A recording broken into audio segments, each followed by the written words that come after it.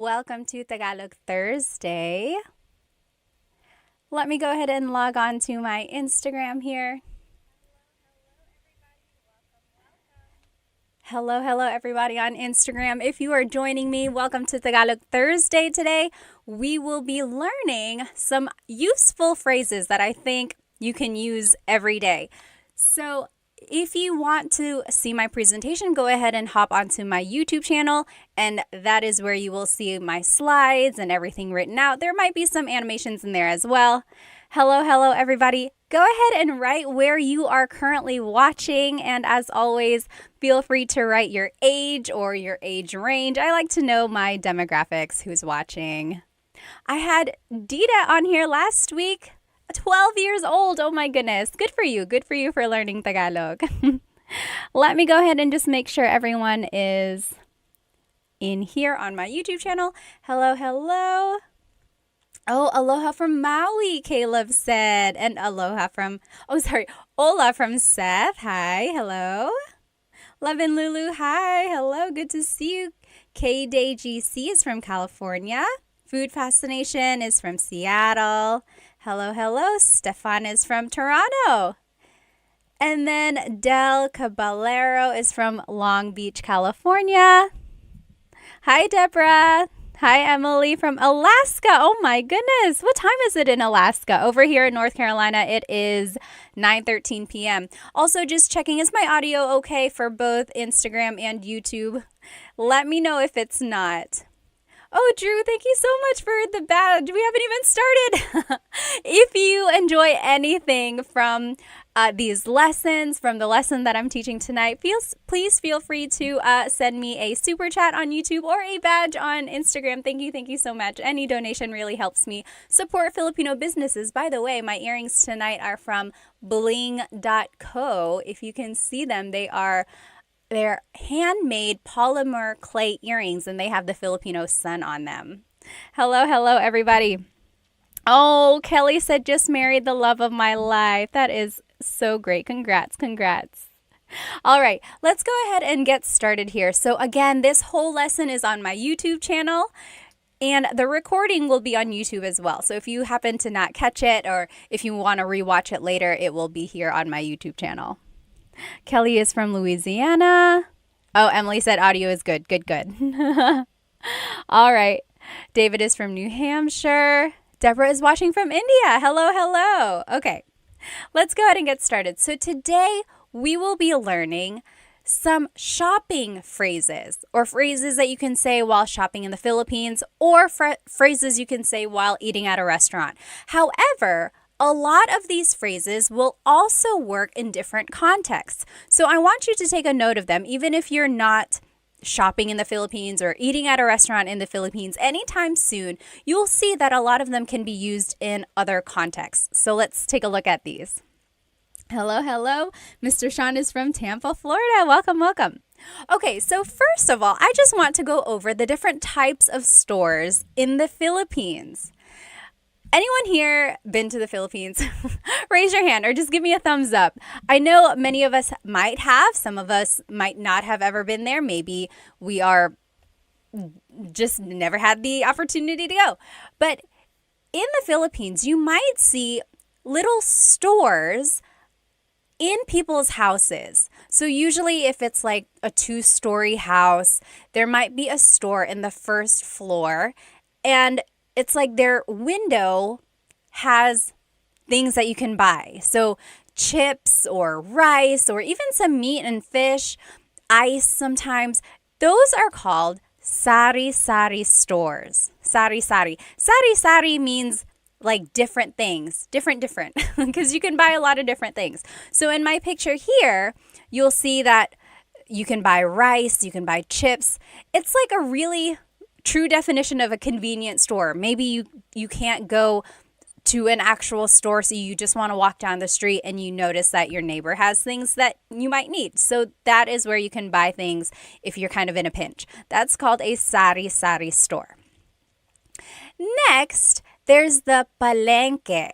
Palengke. This is like an open market, sometimes called a wet market. And you can buy meats, vegetables, but really you can buy anything here: school supplies, clothes, household items. And the thing about the palenque is that some people might consider it not as clean as a grocery store because they are just there chopping up the meat, preparing the vegetables, weighing it right there. So it's not quite the same as a grocery store because everything is open. Another thing about the palenque is that they are open very, very early, like before dawn. They are hustling and bustling, getting their stalls ready. And then they're usually closed, or like activity isn't as busy in the afternoons. Whereas in the grocery store, they are open all day long, usually pretty busy. After people go, get off from work, they'll probably go there. So that's the difference between a palenque and like a grocery store. And then one more thing here, the Divisoria. Has anyone ever shopped at a Divisoria? So I love shopping at the Divisoria because they are known for very cheap products. Not cheap like poor quality, although some of it might be, but cheap as in very affordable. So if you want to get a good deal, this is where you would go, the Divisoria. And this is usually in like really busy areas. The Divisoria that I'm thinking of is in Manila, and some people might say it's a little sketchy. Just make sure you are aware of your surroundings when you are shopping in these places because everyone is trying to get a good deal, right? So it can get kind of crowded. And an interesting thing about the Divisoria, literally in Spanish, the Divisoria means like the dividing line. And it got that name because back in the day when the Spanish colonizers were there, there was this city called Intramuros, literally meaning like the gated city. That's where government officials were. This was like where the elite lived. Intramuros. Right outside of Intramuros was where the Chinese immigrants were. They were kind of segregated. So this dividing line, the Divisoria, was dividing the wealthy Spanish from the Chinese immigrants who were kind of segregated. And then it got this reputation of having these affordable products from the Chinese merchants who were able to sell these goods for such a cheap price. And so from then on, this area has been known to sell these very affordable things. I think that's so interesting. I love history. I love Filipino things.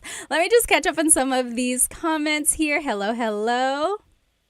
Oh, Love and Lulu said, in Pampanga, there's a lot of pickpocketers. I think in any big city, yes, Manila, even Cebu City, you just got to be aware of your surroundings. Yes, very good. Oh, Rua said, I love your content. I'm from Japan. Hello, hello. Welcome, welcome. All right, let me check over here on YouTube. Oh, Belle said, going soon, going to the Philippines. Oh, very good. Oh, Lost in the Philippines says, I am in Manila right now. Well, have fun, have fun. All right. A lot of people are planning to go soon. Oh, hi, Dita. There you are. Good to see you.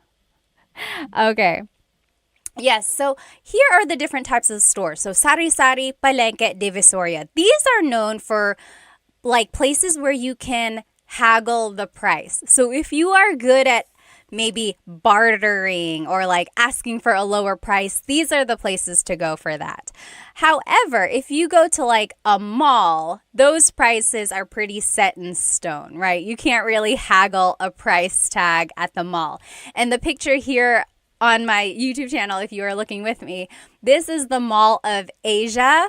Raise your hand if you've been to the Mall of Asia before. At one point, it was the biggest mall in Asia, but I think last I saw, there are bigger malls now, I think in other countries, but it's still the biggest mall in the Philippines. There's a skating rink, there's like places to watch shows and things like that, and there are lots and lots of floors up there. If you have been there, what is your favorite part of the Mall of Asia? I haven't been there in a very long time.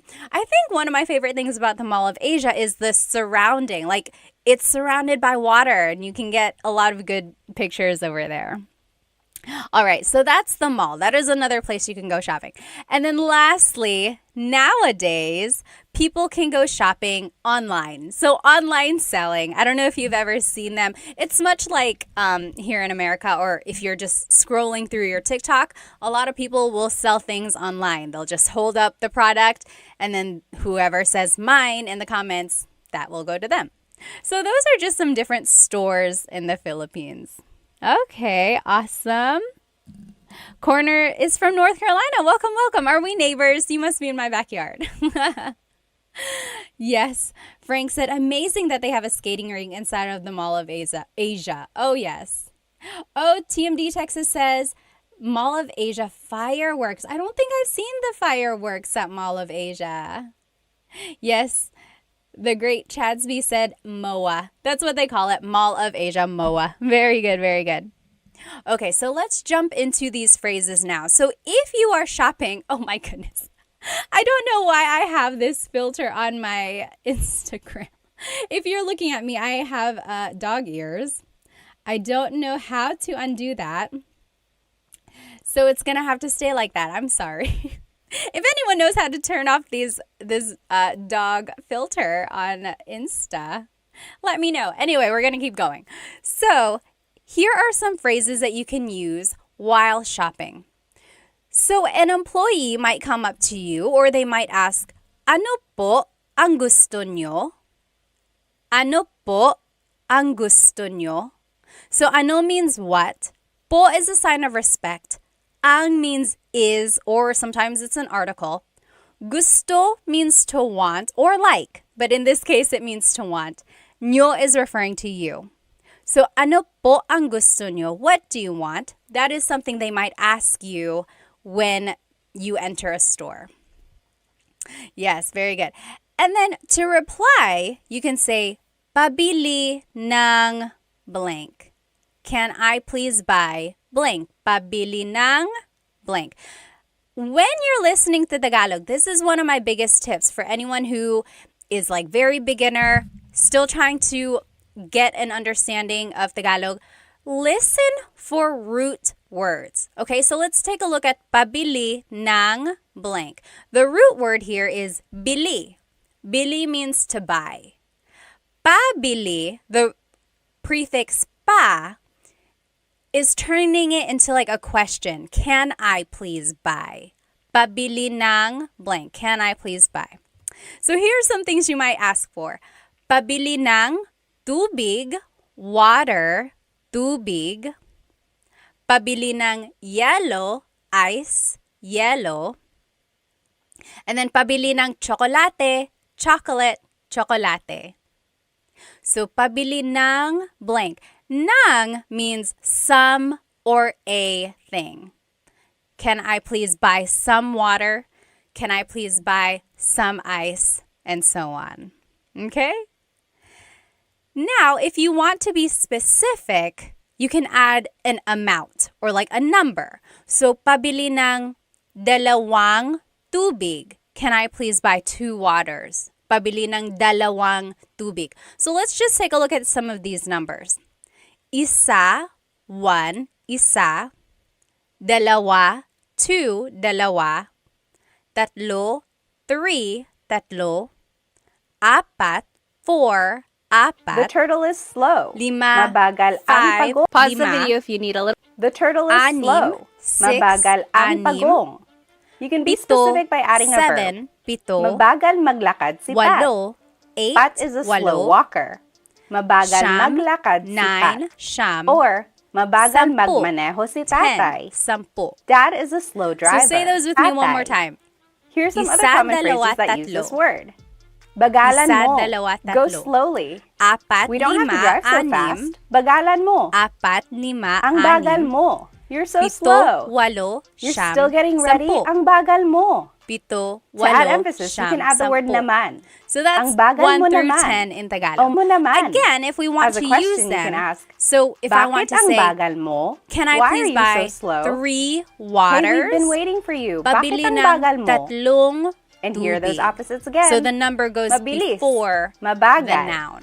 Fast. Slow. Mabagal. Now, I want you to listen carefully, okay? So I am saying, tatlong. Today's Tatlong. Tagalog There's word an number 81 NG is at buhay, the end of the alive, number. buhay. The number is tatlo, For but I'm example, saying buhay tatlong pa ang mga halaman tubig. ko. My That is plants are still because alive. technically you're Buhay saying pa. 3 of water. Tatlo ng tubig. So 3 of water. The NG we're just adding there at the end. Or tatlo na tubig. And you only add this NG if the number ends in a vowel. So pabili ng isang tubig, pabili ng dalawang tubig. So both of those end with a vowel, so we're adding the NG. If the number ends in a consonant, we don't add NG, we add the word na. Take a listen. Pabili ng 4 na tubig. Can I please buy 4 waters? Pabili ng 6 na tubig. Can I please buy 6 waters? So that's the difference there.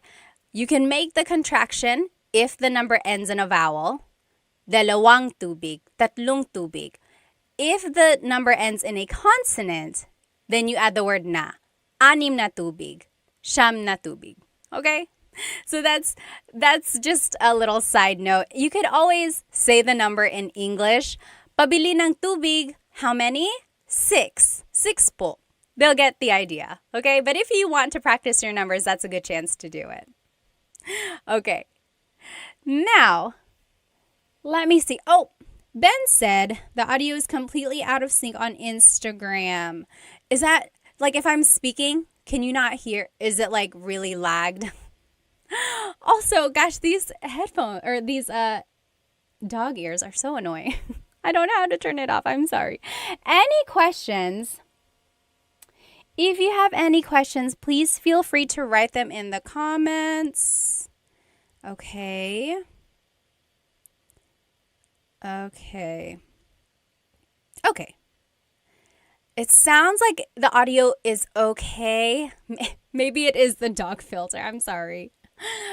Again, if anyone knows how to turn this filter off, let me know. Anyway, we'll keep going. So those were some basic phrases. Now, if you want to ask how much something is, how much is something? So, magkano ito? Magkano ito?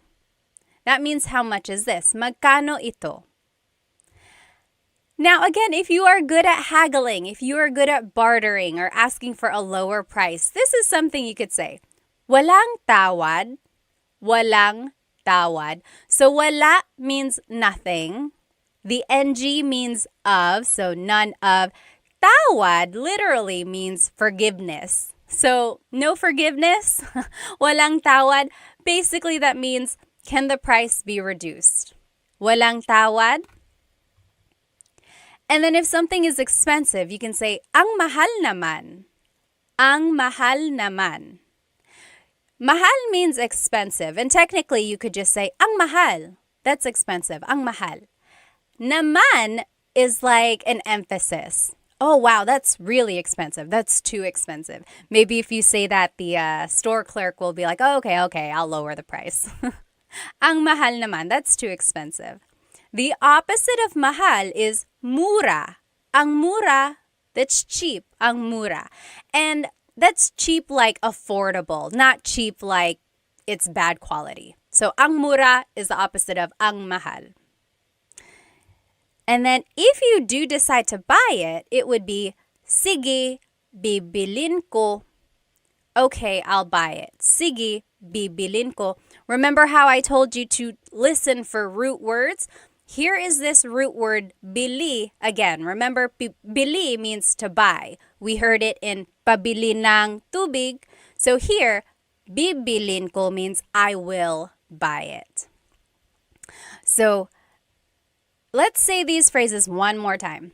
Magkano ito? Magkano ito? How much is this? Walang tawad? Walang tawad? Basically, can the price be reduced? Ang mahal naman. Ang mahal naman. That's too expensive. Ang mura. Ang mura. That's cheap. Or sige, bibilin ko. Okay, I'll buy it. I saw a question up here. Oh, Cowboy Roger Lawson said, is sobrang mahal the same thing? Yes, yes. Sobrang mahal also means that's too expensive or it's really expensive. Sobra means a lot, and then mahal, expensive. A lot of expensive. Really expensive. Very good. Sobrang mahal, same as ang mahal or ang mahal naman. Very good. All right. Next, maybe you are shopping around and you choose something that you like. You could say, gusto ko ito. I want this. Gusto ko ito. So gusto can mean I want or I like. Okay, so maybe if you're talking to your friend, you're like, oh, gusto ko ito. I like this. But if you're talking to the store employee, you could say, oh, gusto ko ito. I want this. So same thing. I want, I like this. The opposite of ito is yan. Gusto ko yan.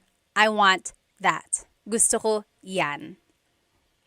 If you're looking on YouTube, technically it should be spelled I-Y-A-N.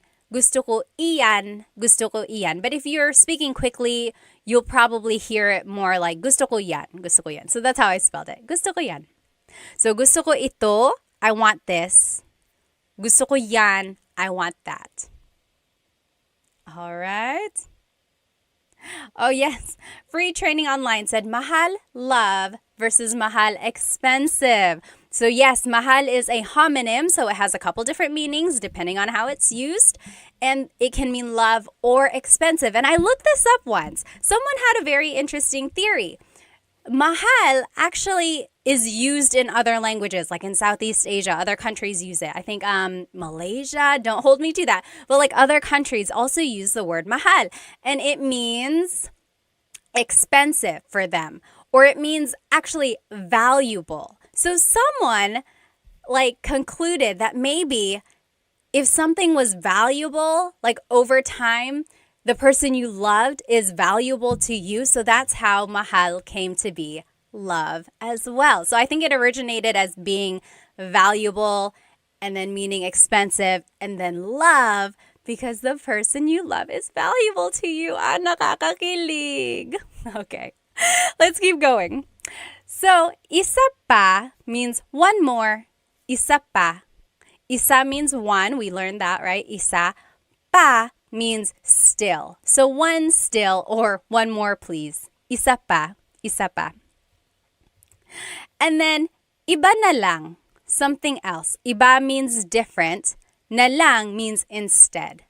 So something different instead or something else. So maybe the store employee came out with some options for you and you didn't really like any of them. So you could say iba na lang, something else please. Okay, I think someone had a question. Oh yes, Chris Black on YouTube said, is there a please in Tagalog? Please in Tagalog is paki. Paki. So like buksan means to open.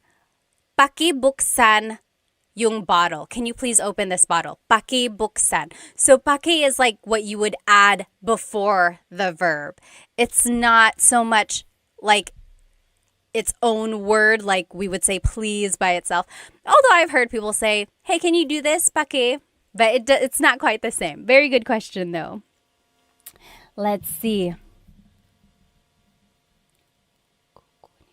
Yes, yes. Someone asked on YouTube, I don't know your name because it's in characters. But it said, pwede ko bang gamitin yung salita ng, can I say this instead?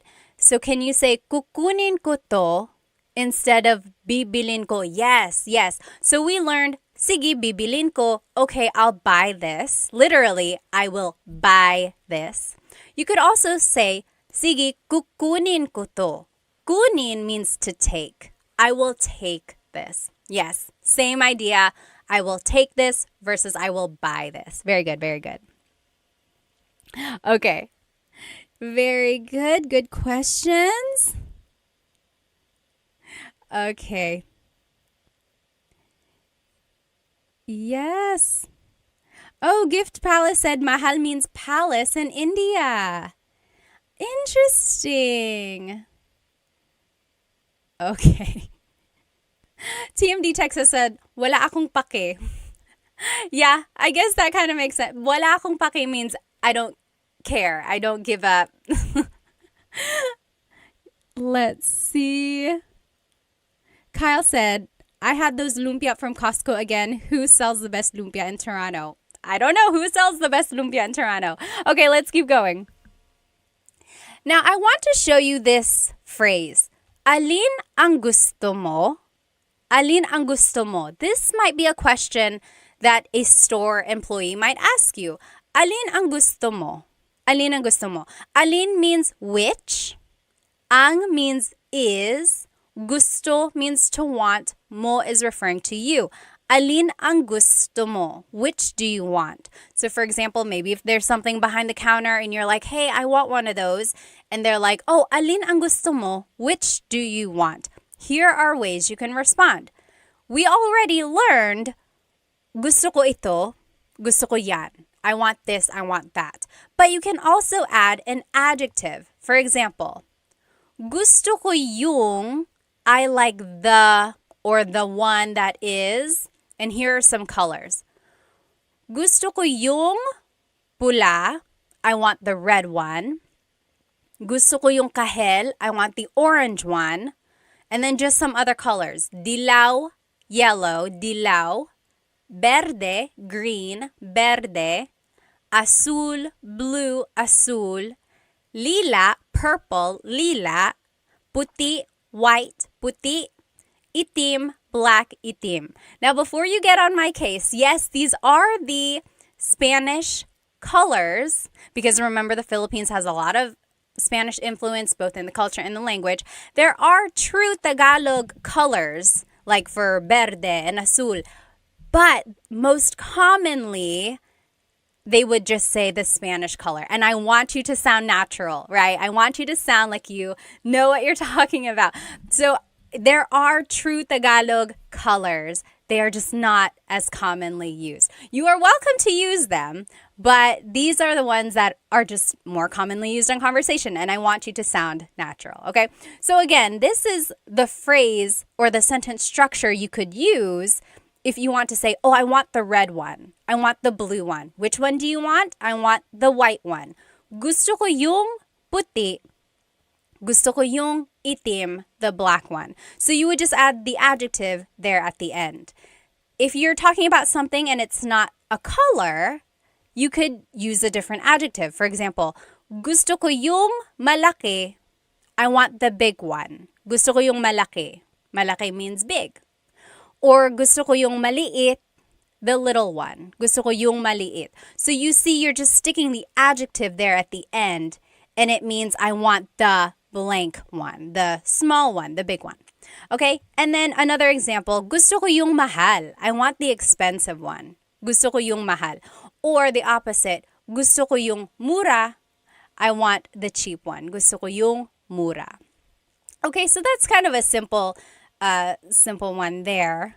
Simple sentence structure. And then you could use this sentence structure for other things. Like if you're trying to decide on what you want to eat for dinner, you could say, oh, gusto ko yung adobo. I want the adobo that we had yesterday. Or gusto ko yung pansit. I want the pansit that you cooked. Okay? So gusto ko yung, I want the blank. Now, I always get asked in my classes, what is the difference between ang and yung? Because we learned gusto ko yung blank. Ang and yung both mean the. They are both articles. However, ang is usually used more in a general sense, whereas yung usually is used more for a specific thing. So, in our example, gusto ko yung puti. I want the white one. If someone said, gusto ko ang puti, it's like, I like the white one. Like, it's not as committal. I don't know. It's hard to explain. Here's one way to take a look at it. So it's the dress versus the dress. There's the dress, that's ang. Then there's the dress, that's yung. So it's kind of like a different way to think about something. Okay. All right. Let's keep going here. Oh, Chandra said, are you taking online classes? We are just wrapping up class 4 now. So I did 1, 2, 3, and 4. So my class sets are just about done. Hopefully I can start another set in the fall. Okay, but I will still try to do these Tagalog Thursdays. This is like my 4th or 5th week. These have been fun. So join me every Thursday. Okay, now if you want to be respectful while you are shopping, you can add po to any of the phrases we just learned. So remember, in the Philippines, we say po to be respectful to our elders, but also to people in authority. So, like priests, doctors, police officers, but also even if they're not in authority, if you just want to be respectful, like to someone who is working at a store, feel free to add po. Here are the common placements of po. Usually it's the second word in the phrase. Most commonly, it's the second word. Or it goes after the words ko or na if either of those appear in the phrase. Ko means I or my.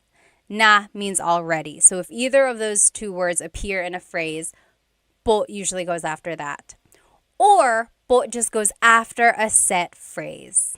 So when in doubt, always add po to the end of anything you say and it will be respectful. Okay, that is key there. When you are learning po and you want to be respectful, just add it to the end and it will always work. But let's take a look at the phrases we just learned and see where the po usually goes. Pabili po ng blank. Can I please buy blank? So as you can see, it's the second word there. Pabili po ng tubig. Pabili po ng blank.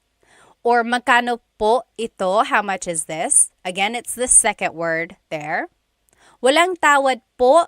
It's just after this set phrase. And basically for the rest of them too. Ang mahal naman po. It's a set phrase, so it just goes at the end. Ang mura po. Another set phrase. And then, sige po, bibilin ko po.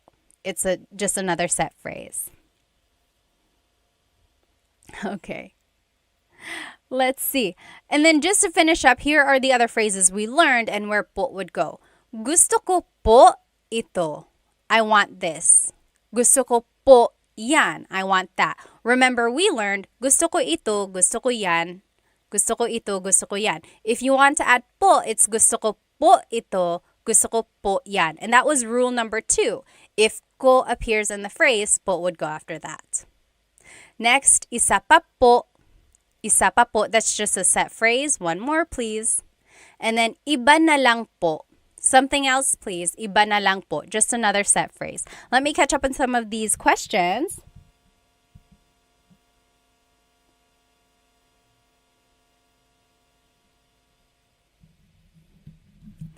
Yes.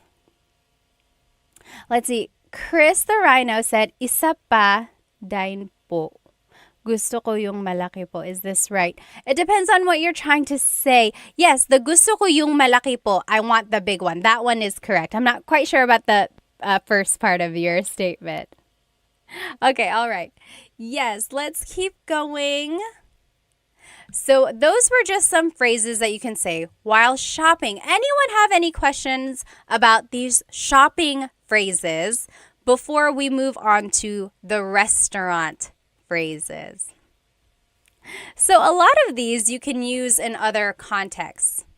So like gusto ko ito, gusto ko yan. It doesn't only have to be about shopping, right? You could be talking about a book, or you could be talking about anything really, the show that you're watching or a song that you're listening to. Gusto ko ito, gusto ko yan.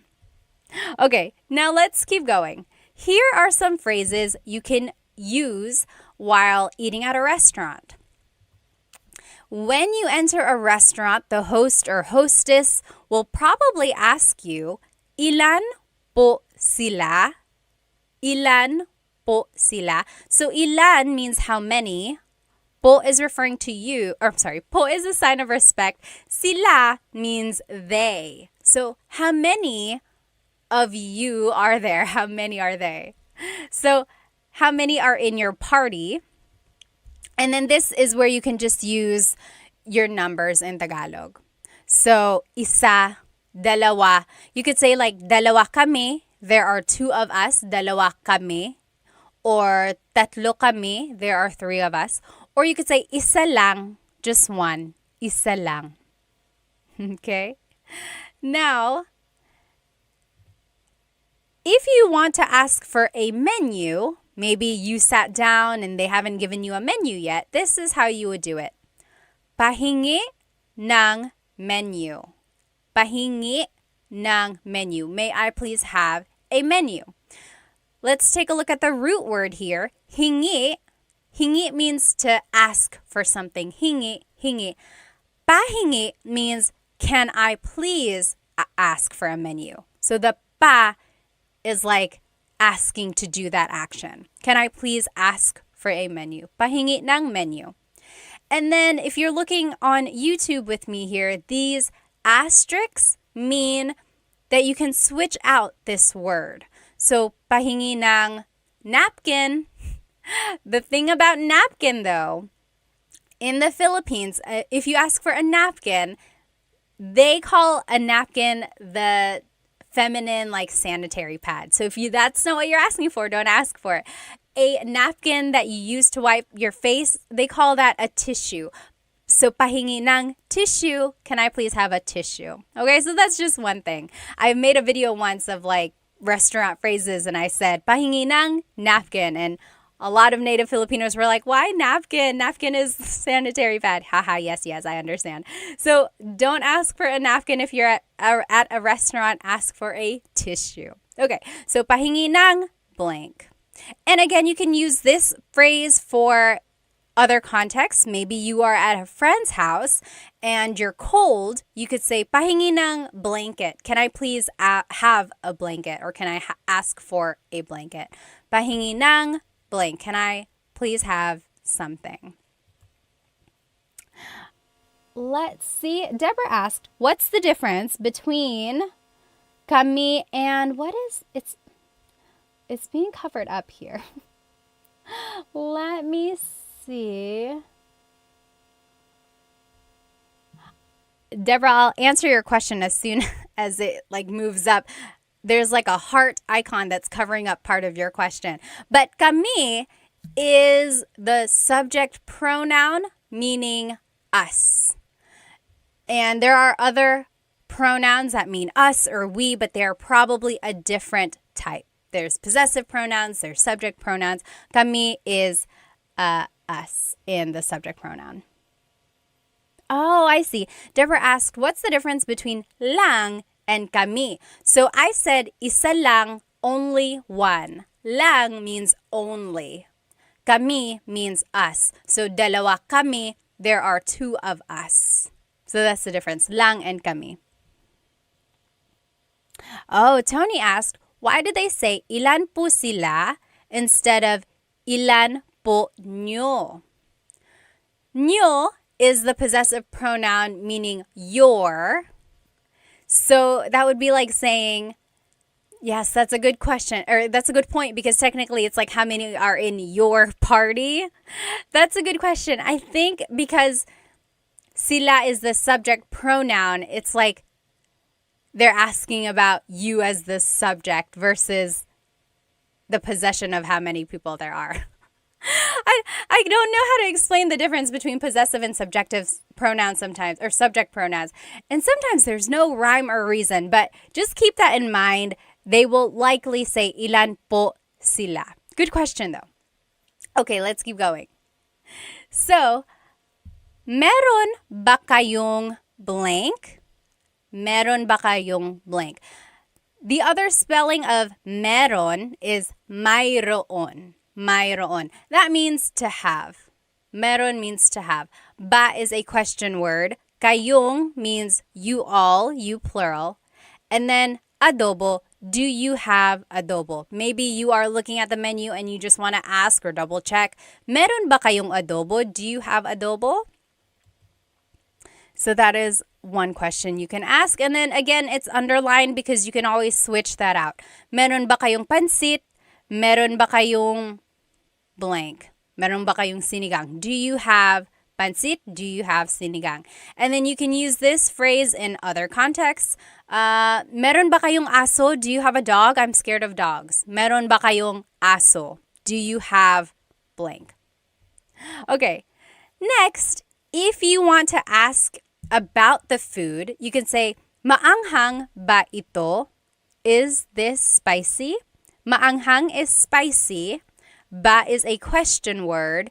Ito means this. Maanghang ba ito? Is this spicy? And then they would say, oo or hindi, yes or no. This is a good phrase to know if you are allergic to something. So, allergic ako sa blank. Allergic ako sa blank. I am allergic to, and here are some things you might be allergic to. Allergic ako sa mani, peanuts. Allergic ako sa mani. Or allergic ako sa gatas, milk, gatas. Or allergic ako sa itlog, eggs, itlog. And feel free to fill in the blank with an English word. So, allergic ako sa garlic, allergic ako sa blank. And it doesn't only have to be food. It could be allergic ako sa pusa. I'm allergic to cats. Allergic ako sa blank. I am allergic to something. Next, maybe you are done reading the menu and the waiter comes over and says, ano po ang order nyo? Ano po ang order nyo? Ano means what? Po is a sign of respect. Ang means is or are. Order is order. Nyo is referring to you. So what is your order, or what would you like to order? Ano po ang order nyo? Ano po ang order nyo? Your response would just be, gusto ko ng blank. Gusto ko ng blank. I want blank. And if you want to add a couple different things, the word and in Tagalog is at. So let's take a look at these. Here are some things that you might order. So kanin is rice, kanin. Kape, coffee, kape. Tubig, water, tubig. Tsaa, tea, tsaa. Gulay, vegetables, gulay. And prutas, fruits, prutas. So if I were to ask you, ano po ang order nyo? What is your order? You could say, gusto ko ng kanin at gulay. I want some rice and vegetables. Or, gusto ko ng tsaa at kape. I want tea and coffee. Okay, so that's how you would kind of respond there. Let me just catch up here. All right. The great Chadsby said, allergic ako sa isda. He is allergic to fish. Yes, that's one way you can use that. Oh, thank you, Spooky. I'm glad you've enjoyed my videos. Thank you, thank you. Yes, Dave asked, nag-stream ba kayo sa YouTube? Yes, this is on YouTube right now, so you can follow along. Okay, any questions about any of these phrases that we have learned so far? So we know how to say how many are in our party. We've learned how to order something. We've learned how to say things we're allergic to. Now, maybe the food is finally here. You can say, ayan na. There it is, ayan na. Ayan na. That's just an expression. And you can use that in other contexts, not just at a restaurant. Maybe you are at a concert and the opening number was taking a long, long time. You're like, where is the people I actually want to see? So you could, when they come out, you could say, oh, ayan na, there they are. Ayan na, there it is. And then a lot of people say, kain tayo, let's eat. Kain tayo, or kain na tayo. Na means already, or sometimes it's like an emphasis. Let's go ahead and eat. Kain tayo, kain na tayo. Now, here are some ways to ask or to talk about the food if it's delicious. So, masarap ba? Masarap ba? Is it good? Is it delicious? Masarap ba? Masarap ang pagkain. Masarap ang pagkain. The food is good.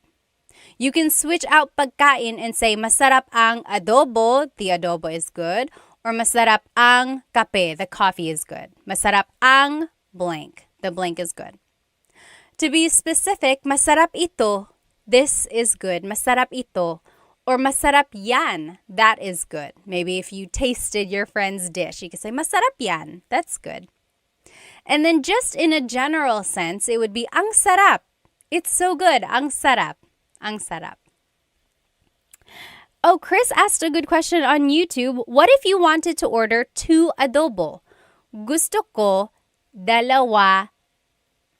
It would be gusto ko ng dalawang adobo. Gusto ko ng dalawang adobo. So this is kind of where that, remember if it ends in a vowel, then you could just add ng. Gusto ko ng dalawang adobo. I want 2 of adobo. Very good question.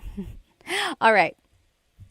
Next, if you want to talk about the food and maybe it's not so good, here are some things you might say. Maalat. It's salty. Maalat. That means salty. If you joined my live a couple weeks ago, we learned how to use adjectives. And there are a couple different ways to use an adjective. So you could say maalat, it's salty, maalat. Or you use the root word and say ang alat. It's salty, ang alat. They both mean the same thing and they are used interchangeably. Maalat, it's salty, or ang alat, it's salty. Sometimes ang alat, that form is a little bit more like it would mean, oh, it's so salty. It's too salty. Like it's a little bit more expressive. Or it's like really that thing. Next, matabang. That means tasteless or it needs more seasoning. Matabang, matabang. And then hindi masarap. It's not good. It doesn't taste good. Hindi masarap. All right, so those are just some ways to say, to describe food if it does not taste very good. Okay? So next, maybe you are on your way home and you are talking about your experience at the restaurant. Here are some things you could say with the people you are riding home with. Nagustuhan mo ba yung pagkain? Nagustuhan mo ba yung pagkain? So the root word again, gusto, means to like. Nagustuhan means to have liked. So it's past tense. Mo is referring to you. Ba is a question word. Yung pagkain means the food. So, nagustuhan mo ba yung pagkain? Did you like the food? And then your response would just be oo or hindi. Yes or no. Oo, hindi. Let's see. Free Training said, how would you say I don't like something like food? Oh, it would be, I think I have it here. Here it is. So, paborito ko yung means my favorite was the blank. Paborito ko yung gulay. My favorite was the vegetables. Or I didn't like, ayoko yung gulay. I didn't like, ayoko yung. Technically, it's ayaw ko, but make it a contraction. Ayoko yung blank. Ayoko yung gulay. I didn't like or I don't like the vegetables. And then at the very end, if you want to be very respectful, you can say maraming salamat po. You could say that to the waiter or the waiting staff. Maraming salamat po. Thank you very much. So thank you by itself is salamat, salamat. And to be respectful, it would be salamat po, salamat po. If you want to be very thankful, very respectful, maraming salamat po. Thank you very much. All right. Let's see what else. Okay, let's keep going. Now, I want to take a look at this phrase a little bit closer. Gusto ko ng blank. I want blank. So, gusto ko ng kanin at gulay. Remember, I want rice and vegetables. So, we've already seen this phrase. I want to break it down a little bit. There's a difference between gusto ko ng, which is what we learned, versus gusto ko yung. So, gusto ko ng means I want some or a thing. Gusto ko ng kanin, I want some rice. Gusto ko ng saging, I want a banana. Gusto ko ng tubig, I want some water. So as you can see, ng can be some or a thing, depending on what you're trying to say. So gusto ko ng blank means I want some or a thing. I want. However, if you say gusto ko yung, that means I like something. So gusto ko ng means I want. Gusto ko yung means I like. So let's take a look at these. Gusto ko yung tinapay. I like the bread. Gusto ko yung tsaa. I like the tea. Gusto ko yung server natin. I like our waiter. Okay, so that's the difference there. The ng means you want it. Yung means I like it.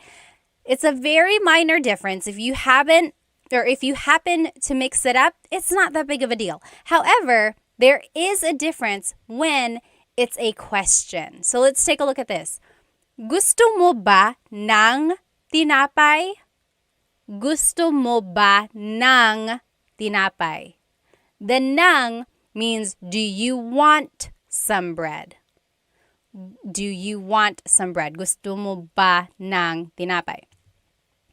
However, if you say, gusto mo ba yung tinapay? Gusto mo ba yung tinapay? That means, do you like the bread? The bread that we are eating right now, do you like it? So that's just the difference there. It really pops out when it's a question. Gusto mo ba ng tinapay? Do you want some bread? Versus, gusto mo ba yung tinapay? Do you like the bread? Okay, so very minor difference there. If you happen to mix it up, it's not that big of a deal. It's just one of those things that is just like a nuance of Tagalog. Mr. Urban World said, gusto ko ng McDonald's. Ako din. You pay. Yes, McDonald's tayo. Okay. Nanay, tatay, gusto ko ng tinapay. That's a nursery rhyme. Yes, Dennis said, gusto ko ng Jollibee. I want some Jollibee. You get it. So I want versus I like. Okay? Now, we are wrapping it up here. I will finish this lesson by asking you, ano ang paborito mong restaurant? Ano ang paborito mong restaurant? Can you figure out what I'm asking you? And then type it in the comments. Ano ang paborito mong restaurant?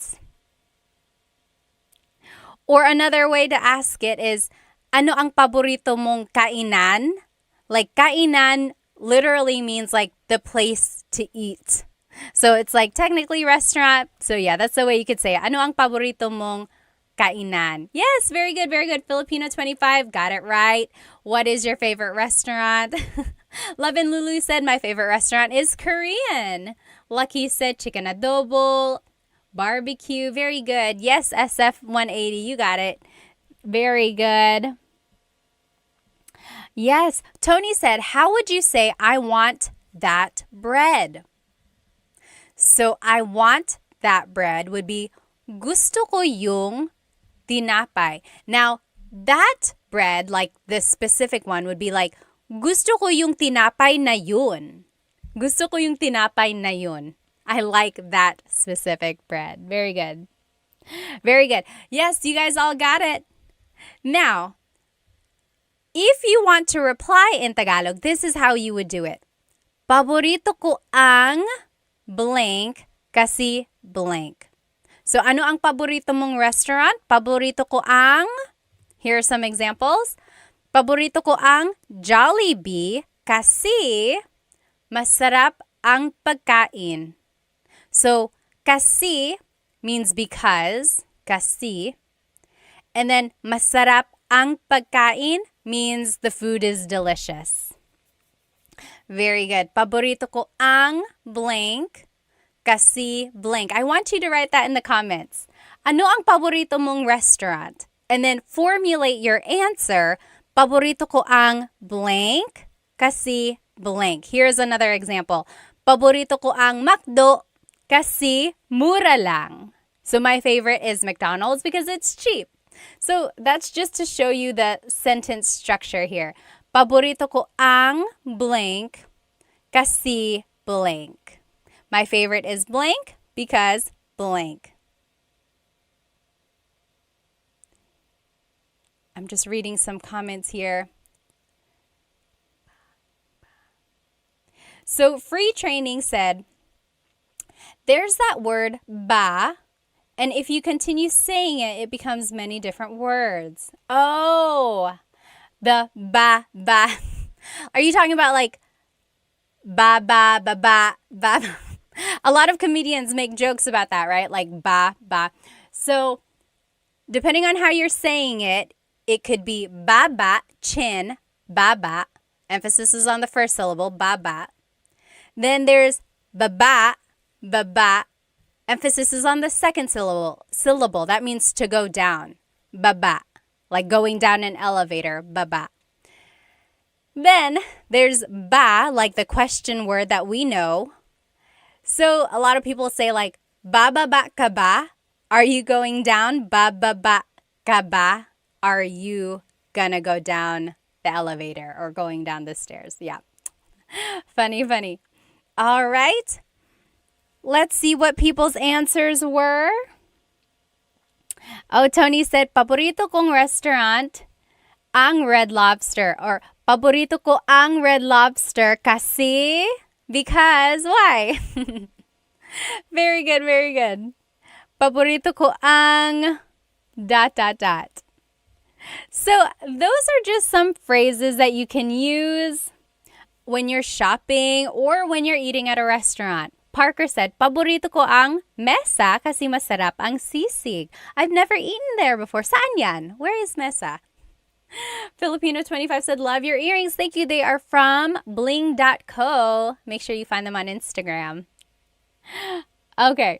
So again, just to review, this is what we learned today. We learned the different types of stores. Remember, there are some stores in people's houses. Those are called sari-sari stores. Sari-sari means a variety, like a variety of things, because they sell a variety of things at their stores. So the stores in people's homes, those are sari-sari stores.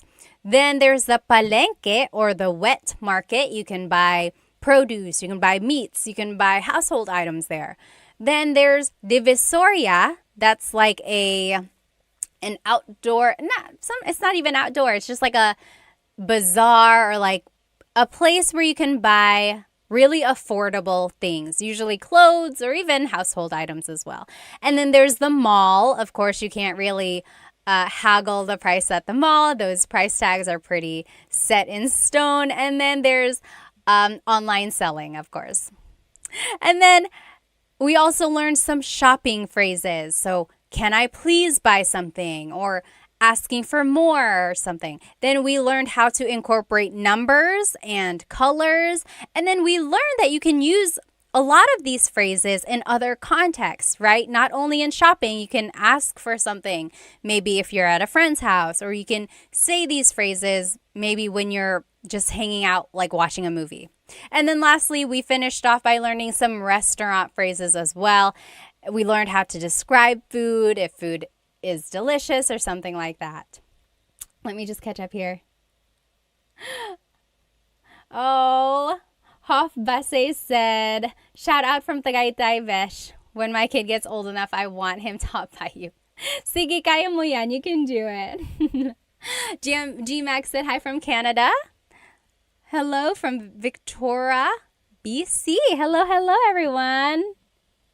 Oh, Deborah said, what's pasalubong? Anyone know what pasalubong is? Pasalubong is, so salubong, the root word salubong means to to like meet someone where they are. Salubong.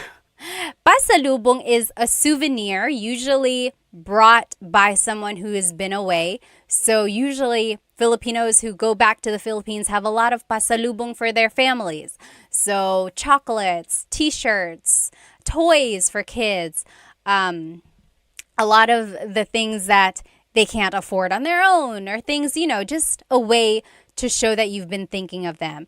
Or like if you just happen to go on a business trip, you might bring a pasalubong back for your family because you thought of them while you were away. That's a pasalubong. All right. Jackie said, hey from the Bay Area. Hello, hello. Alrighty. Yes, you meet them and give them a gift, Love and Lulu said.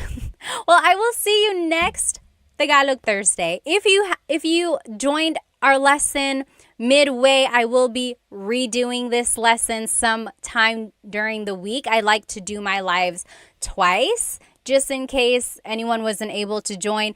The recording will be on my YouTube, but I know people like to be in the chat and like ask their own questions. I wasn't able to do a repeat of last Thursday's, so I will do a repeat of that one too. So there will be 2 repeat lessons. Anyway, if you have any questions, please feel free to write them in the comments and then I will try to answer. Have a good rest of your night, everybody. Salamat!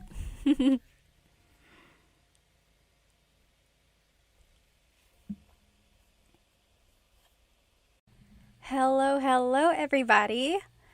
Look at us here on this late night. It is almost my bed. Actually, it's past my bedtime. 9:57 over here in North Carolina. I hope you are joining me tonight to learn some Tagalog. Let me go ahead and start my Instagram here. You know I like to catch as many people as I can because it's more fun when there's more of us learning together, right? Hello, hello, everybody.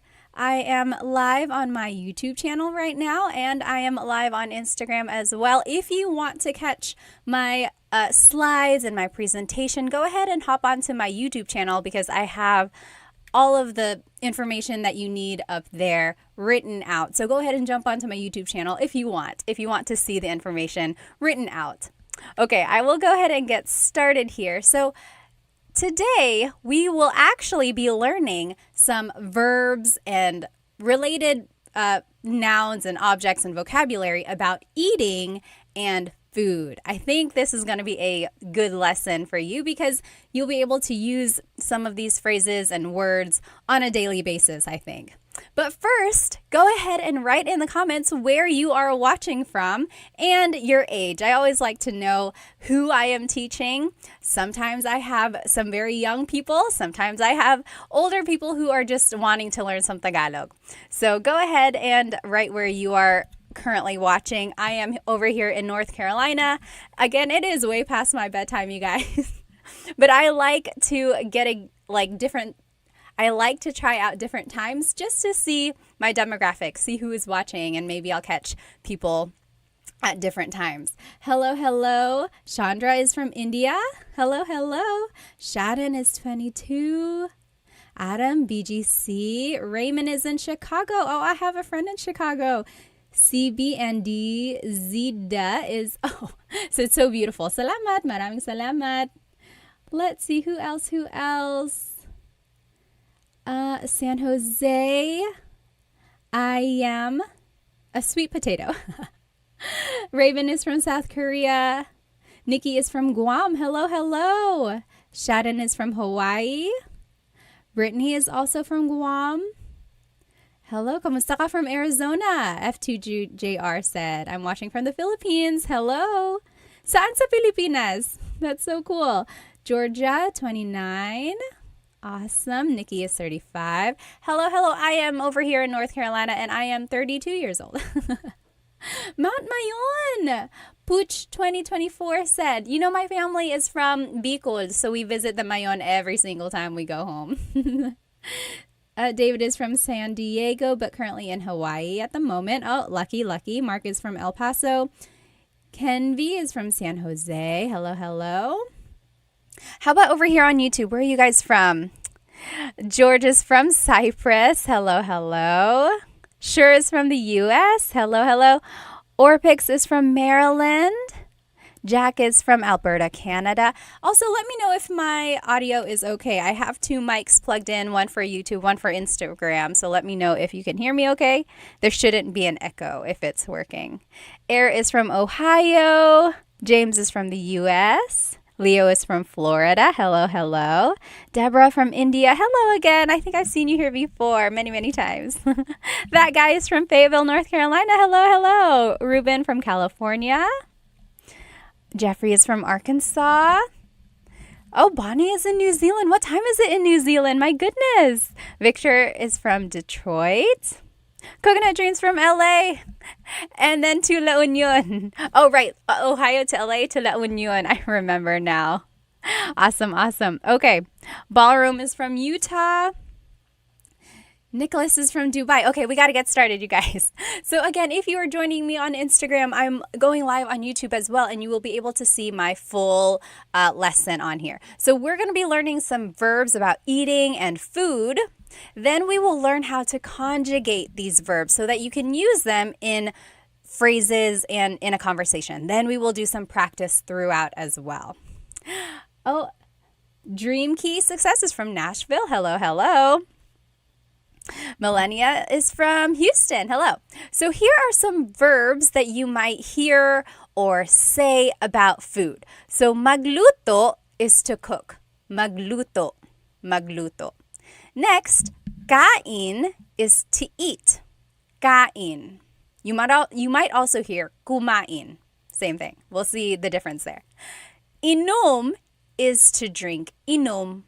Inom. Tikman is to taste. Tikman, tikman. So kain is to eat.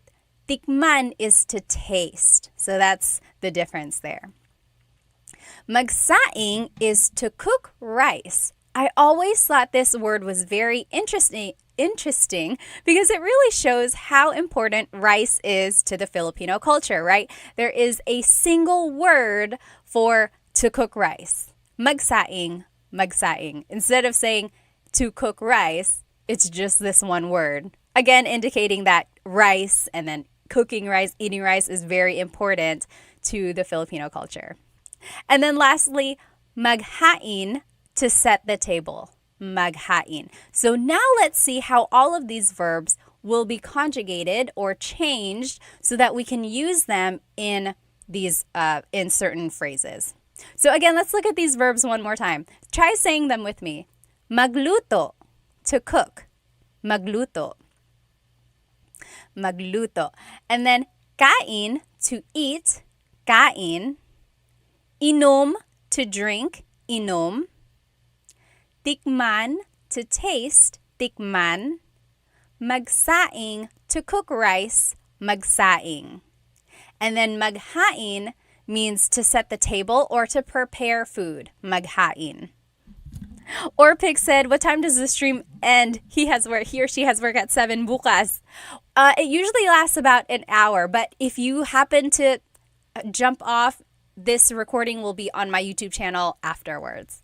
Okay, so those are the verbs. Now, just a note about verb conjugation in Tagalog. So, first of all, a verb is an action word. Sometimes I like to just start from the very basics so we don't lose any information. So a verb is an action word, okay? And then to conjugate means to change into a different form. One time in my class, I was throwing this word around, conjugate, and someone asked, sorry, what does conjugate mean? So conjugate means to change into a different form. Okay, so we have to change it depending on the tense we are using. So here are the different types of tenses. There's the present tense. I am eating. Right now, I am eating. That's the present moment, right? The current moment in time, present tense. Then there's past tense. So past tense is like yesterday or last week, the other month. So it's already happened. That's past tense. Then there's future tense, which is tomorrow, next week, next year. It will happen in the future. That's future tense. Then these are just some other tenses. There's the present perfect tense, like you have been eating. There's the pluperfect tense. I had eaten lunch, and then there's just so many more in English. So that's just the idea here. We're going to take a verb and then we're going to conjugate it or change it depending on the tense. Okay? And feel free to write any questions in the comments. Oh, Timmy Time said, hello, Pat. Hello, kamusta ka? Sometimes they go really fast, these comments. So if yours gets pushed up too quickly and I don't catch it, feel free to write it again. Okay, so that is just an overview of verb conjugation. Now, in Tagalog, there are 5 main types of verbs. I love linguistics and I love grammar. So take a look at this. There's mag verbs, ma verbs, in, and e verbs. Okay, so those are the 5 different types of verbs. We're going to focus on only a few of them tonight because not all of the verb types are covered in the verbs that we talked about. But you'll see kind of this pattern that we have to follow. BK Park said verb conjugation is sobrang mahirap. Verb conjugation is very hard. It can be hard. There's like patterns, but then sometimes like there are exceptions. So yeah, it can be tricky, but I would say I'll give you some tips as we learn. Okay, let's keep going. So some of these verbs are actor focused and some are object focused. What does that mean? An actor focused verb means that the subject is doing the action. For example, the boy is playing. The subject here is the boy, and he is doing the action. He is playing. The boy is playing. So that is actor focused. Kind of makes sense, right? Now, object focused verbs are when the action is being done to the subject. So for example, wash the dishes. Wash the dishes. Now the subject are the dishes. And then the action is being done to them. They are being washed. Okay, so wash the dishes. All right. Now, so that's just the difference between actor and object focused verbs. We'll see how this affects the phrase that we have to say. Okay. Let me just catch up on some of these comments. Brian Wong said, how often do you do these online lessons? We have been doing Tagalog Thursdays for like 4 or 5 weeks now. So Tagalog Thursdays, I try to come on here on YouTube and on Instagram or TikTok live. Usually at around this time, sometimes a little bit earlier. And then I like to repeat the lesson another time during the week, just in case people weren't able to join the live. I know people like to write in the chat if they have specific questions. I have to do repeats on like the last 2 lessons, but they will come. I promise. I'm going to work on them next week. All right. Yeah, so object focused has to be a direct object. Yes, that's the idea. It's like a direct object there. All right, let's keep going. So now, in order to make a phrase, here are some subject pronouns that we can use. Ako means I. Ako. Ka is referring to you, singular. Ka. Siya is he or she. So you'll notice it's gender neutral. Siya, he or she. You have to listen to the context clues to determine who someone is talking about. And then just a note about pronunciation, it's siya, siya. The S-I-Y combination makes the sh sound in Tagalog. Some regions say siya, but in the Luzon, central Luzon area, in the Tagalog region, it's siya, siya. Next, sila is they, sila. Tayo is we inclusive, tayo. And then kami is we exclusive. So in Tagalog, there are 2 types of we. There's inclusive and exclusive. For example, tayo is all of us together. It's inclusive. Everyone is included. Kumakain tayo. We are all eating. You see how it's inclusive? Now, kumakain kami is me and someone else. Me and my husband, Chris. Kumakain kami. We are eating. you are not included. I'm just telling you about it. For example, you called me and you're like, hey, what are you doing? I would say, oh, kumakain kami. We are eating. It's exclusive because you're not included. That's kind of tricky there, but I think you'll see it if in these examples. Gosh, Instagram, why didn't you tell me my microphone was not plugged in? Let me know if this works a little bit better, okay? Okay, so my microphone is plugged in. Hello, hello. Let me know if that helps or if it's worse. Okay, now, kayo is you plural. Kayo, so that's you all. Kumakain kayo, you all. So that's you plural. Okay, so try saying those with me. Ako is I. Ka is you singular. Siya is he or she. Sila, they. Tayo, we inclusive. Kami, we exclusive. Kayo, you plural. Okay? Yes, Jack said, what about kayo? Yep, and that's correct, Cassidy Lee. Kayo is like y'all, you all. Are you in the South like me? Y'all is very, very common. You all. Very good. All right. Anyone have any questions about these subject pronouns? There's a little twist there. We'll see at the end. But those are just some subject pronouns we're going to start with.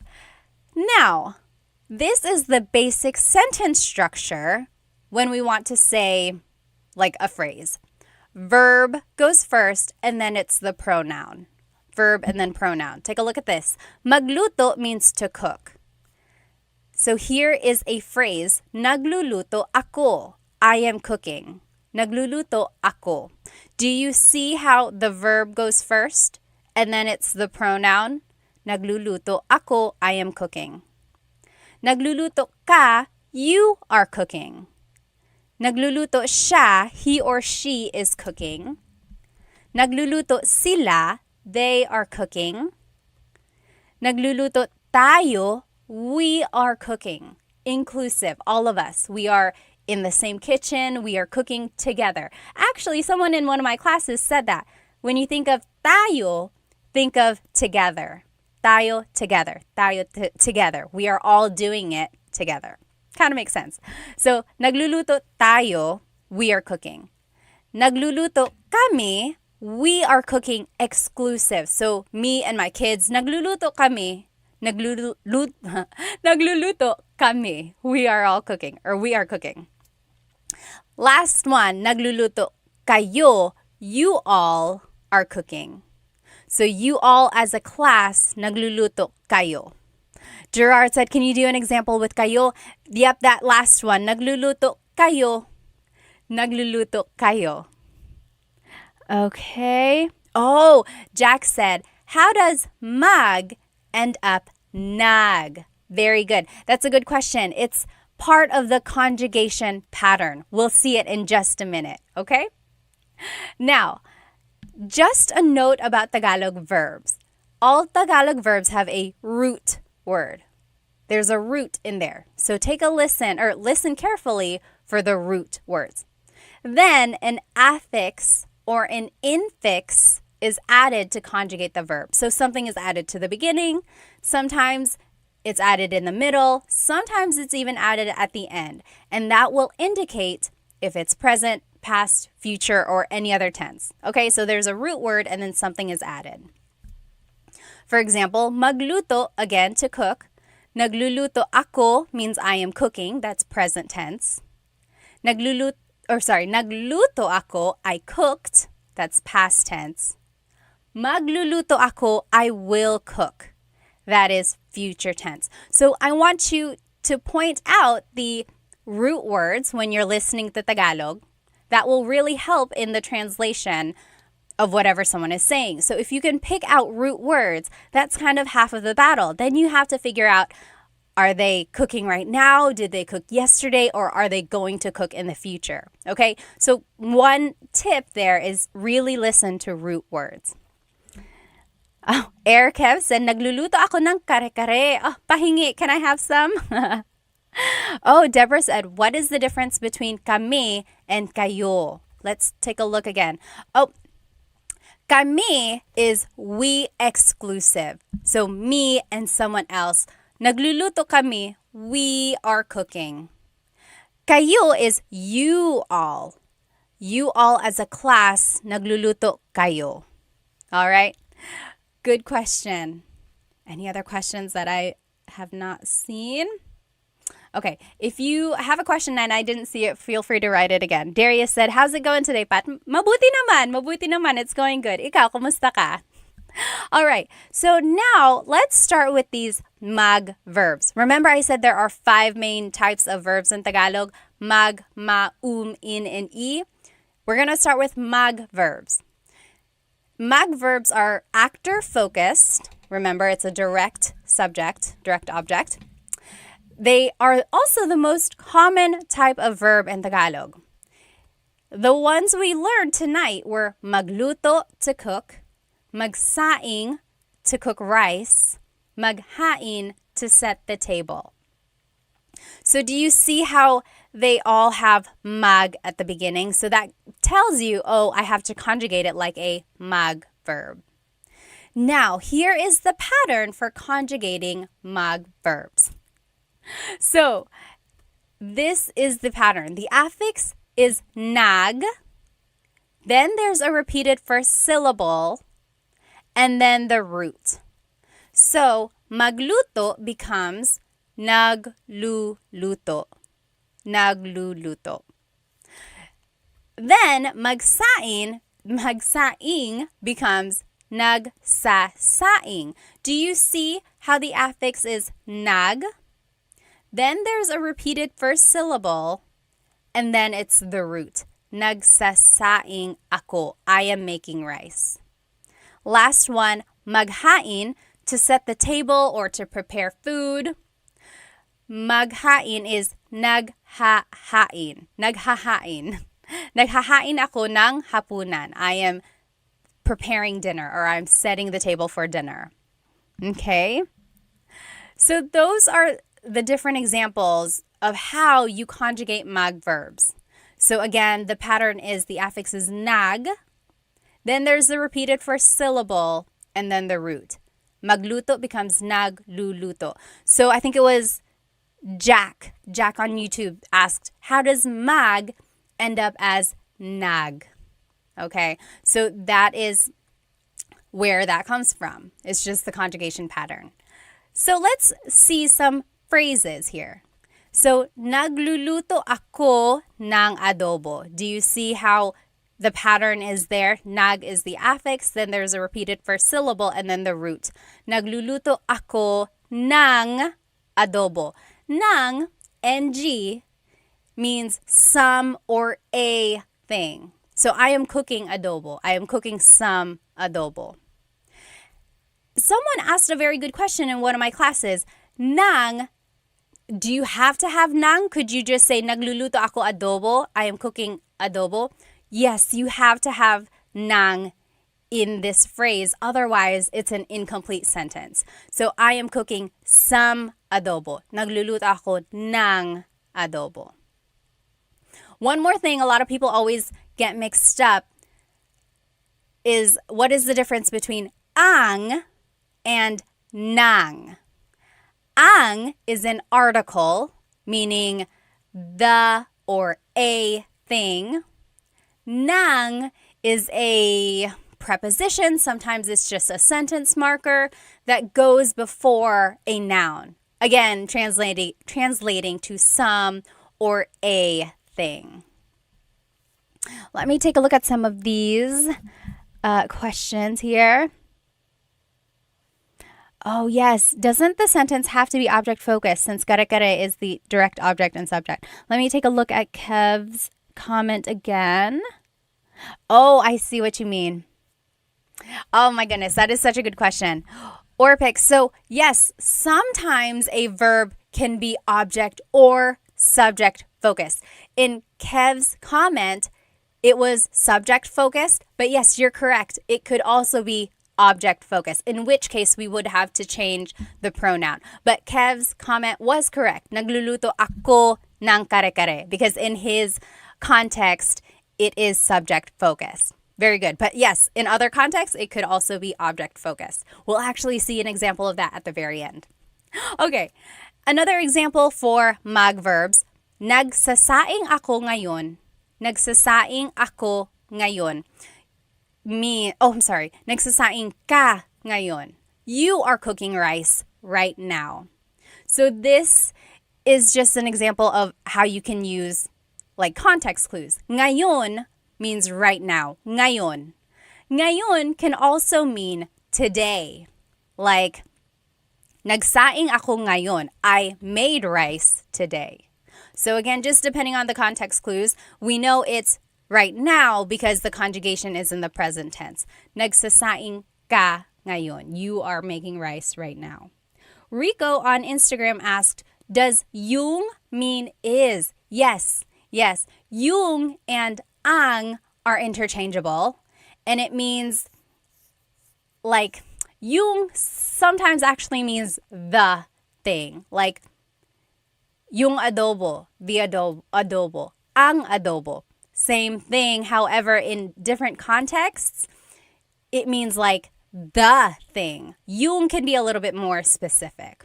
Okay, let's keep going. Last example here is naghahain kami ng hapunan. We are setting out dinner or we are preparing dinner. Naghahain kami ng hapunan. So what I want you to get from this slide and from these examples is first, you can see the conjugation pattern in use, right? So affix is nag, then there's a repeated first syllable, and then the root. Nagluluto, nagsasaing, naghahain. And then, if you want to add an object, the sentence marker here is nang, N-G, nang. There is another nang in Tagalog, N-A-N-G, nang. That one is an adverb and always goes with a verb. So the only difference is if you're writing it out, you should know the difference. Nang, N-A-N-G, is an adverb, always goes with a verb. N-G is it's like a sentence marker, sometimes a preposition, and it goes with a noun. Okay. Now, I want you to do some examples. Let's take a look at these. He is cooking pansit.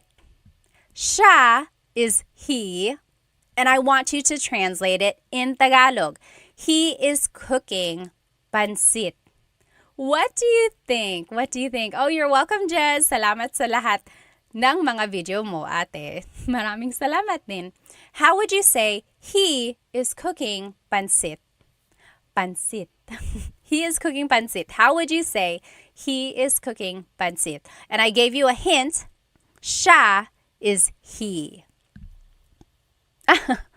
Jack said, magkukuking ako. You could do that. You could do Taglish. Absolutely. If you don't know a verb in Tagalog, you could turn it into a mag verb. Magkukuk ako. Very good. Yes, Orpix. Yes, very good. Sure got it. Coconut Dreams, very good. Bonnie, you got it. Deborah, very good. So again, here it is. Nagluluto siya ng pansit.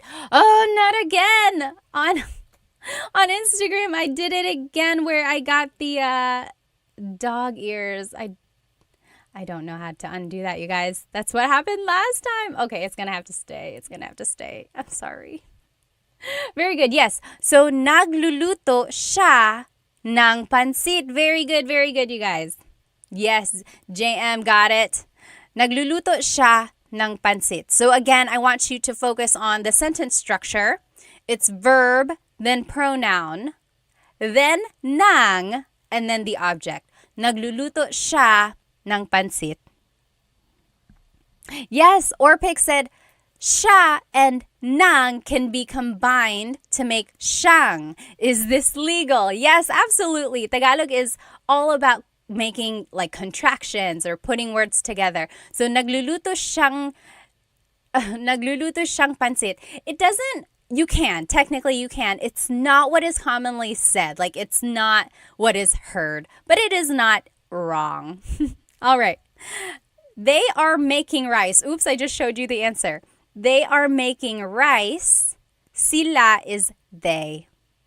Brian said, what's pansit? Who would like to describe pansit?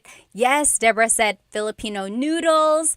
It's just like noodles that are stir-fried. They have veggies, sometimes shrimp, sometimes chicken. And it's definitely influenced by like the Chinese culture. Actually, I looked it up one day and it goes back all the way to when like the Chinese immigrants moved to the Philippines. And actually, it was considered like fast food because it was quick to make. And then they sold it for like very cheap.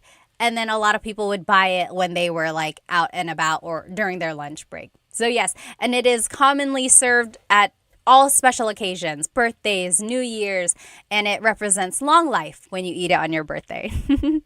Yes, Jack said very thin noodles, also, although sometimes they can be thick noodles as well. So pancit bihon versus pancit canton. Canton is the thicker noodles. Pancit bihon is the thinner noodles. All right.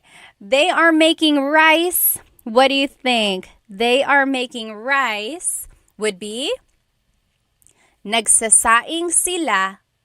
Nagsasaing sila. So nagsasaing means making rice.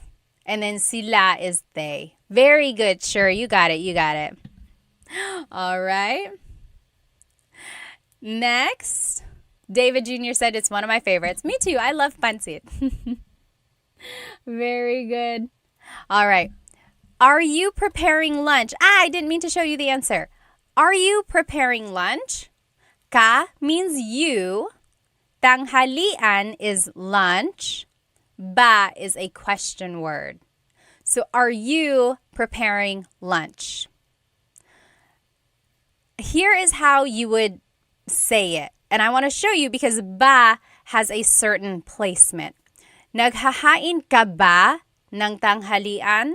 Oh, I misspelled tanghalian there. There should be a G. Naghahain ka ba ng tanghalian? All right. So, are you making lunch? Ba goes after ka. Okay? So, naghahain ka ba ng tanghalian? Are you preparing lunch? All right. Now, let's take a look at these verbs. Remember, there are 5 main types of verbs: mag, ma, in, and e verbs. Mag, we just learned. Now let's take a look at these verbs. They can be actor or object focused. Now, kain means to eat.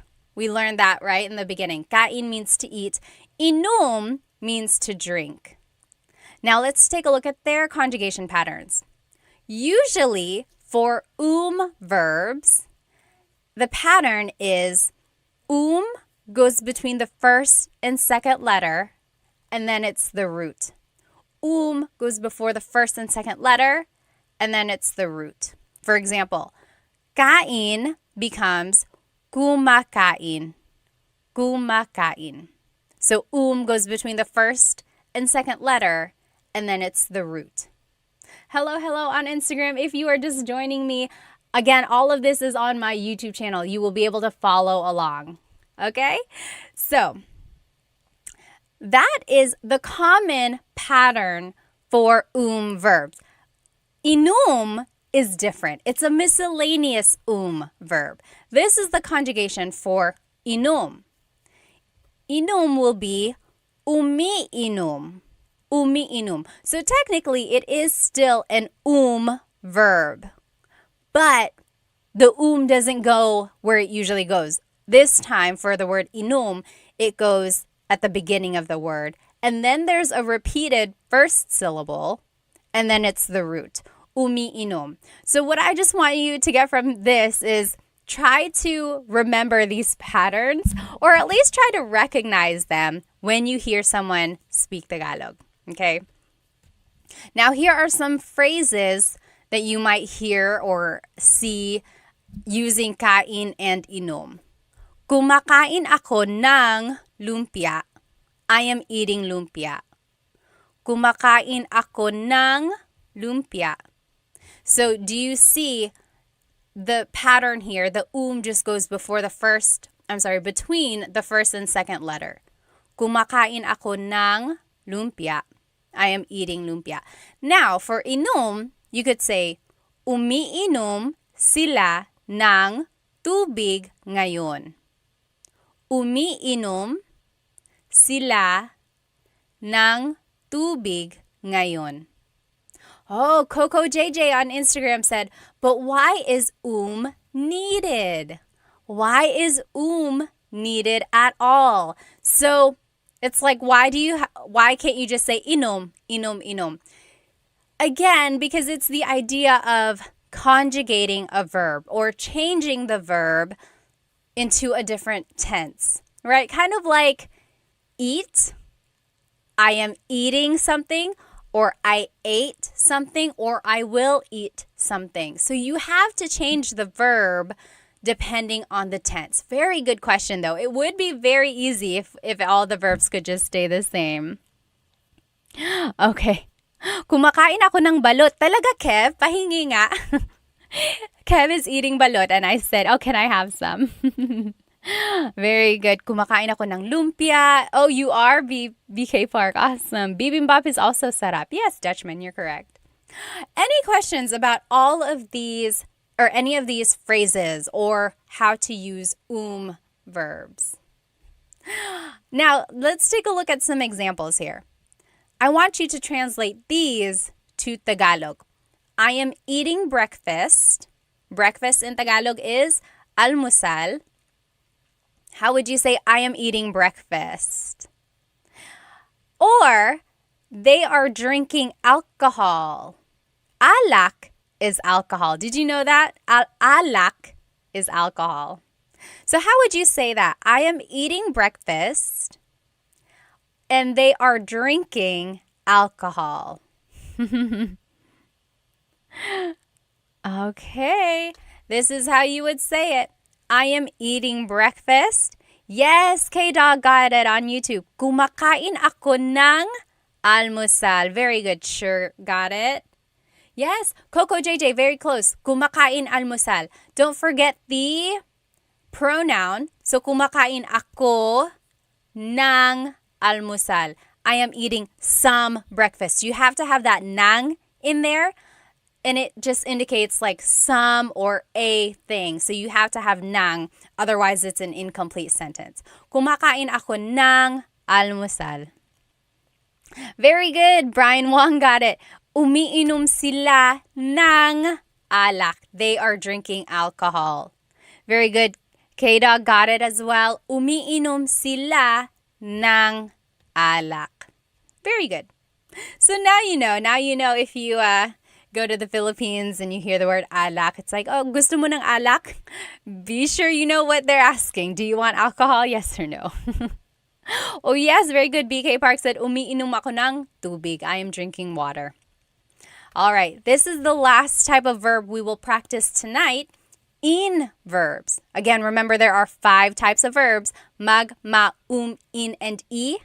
We learned mag verbs. We learned verbs. Now, this is the in verbs. These are usually object-focused. Tikman is to taste, and this was the only in verb we learned tonight. Tikman. Now, this is the pattern for tikman in the present tense. In goes between the first and second letter, and then it's the root. So, tikman becomes tinitikman. Tinitikman. So, in goes between the first and second letter, and then it's the root. Tinitikman. Rico said, is alak alcohol? I thought it was wine. It's alcohol, just like in general.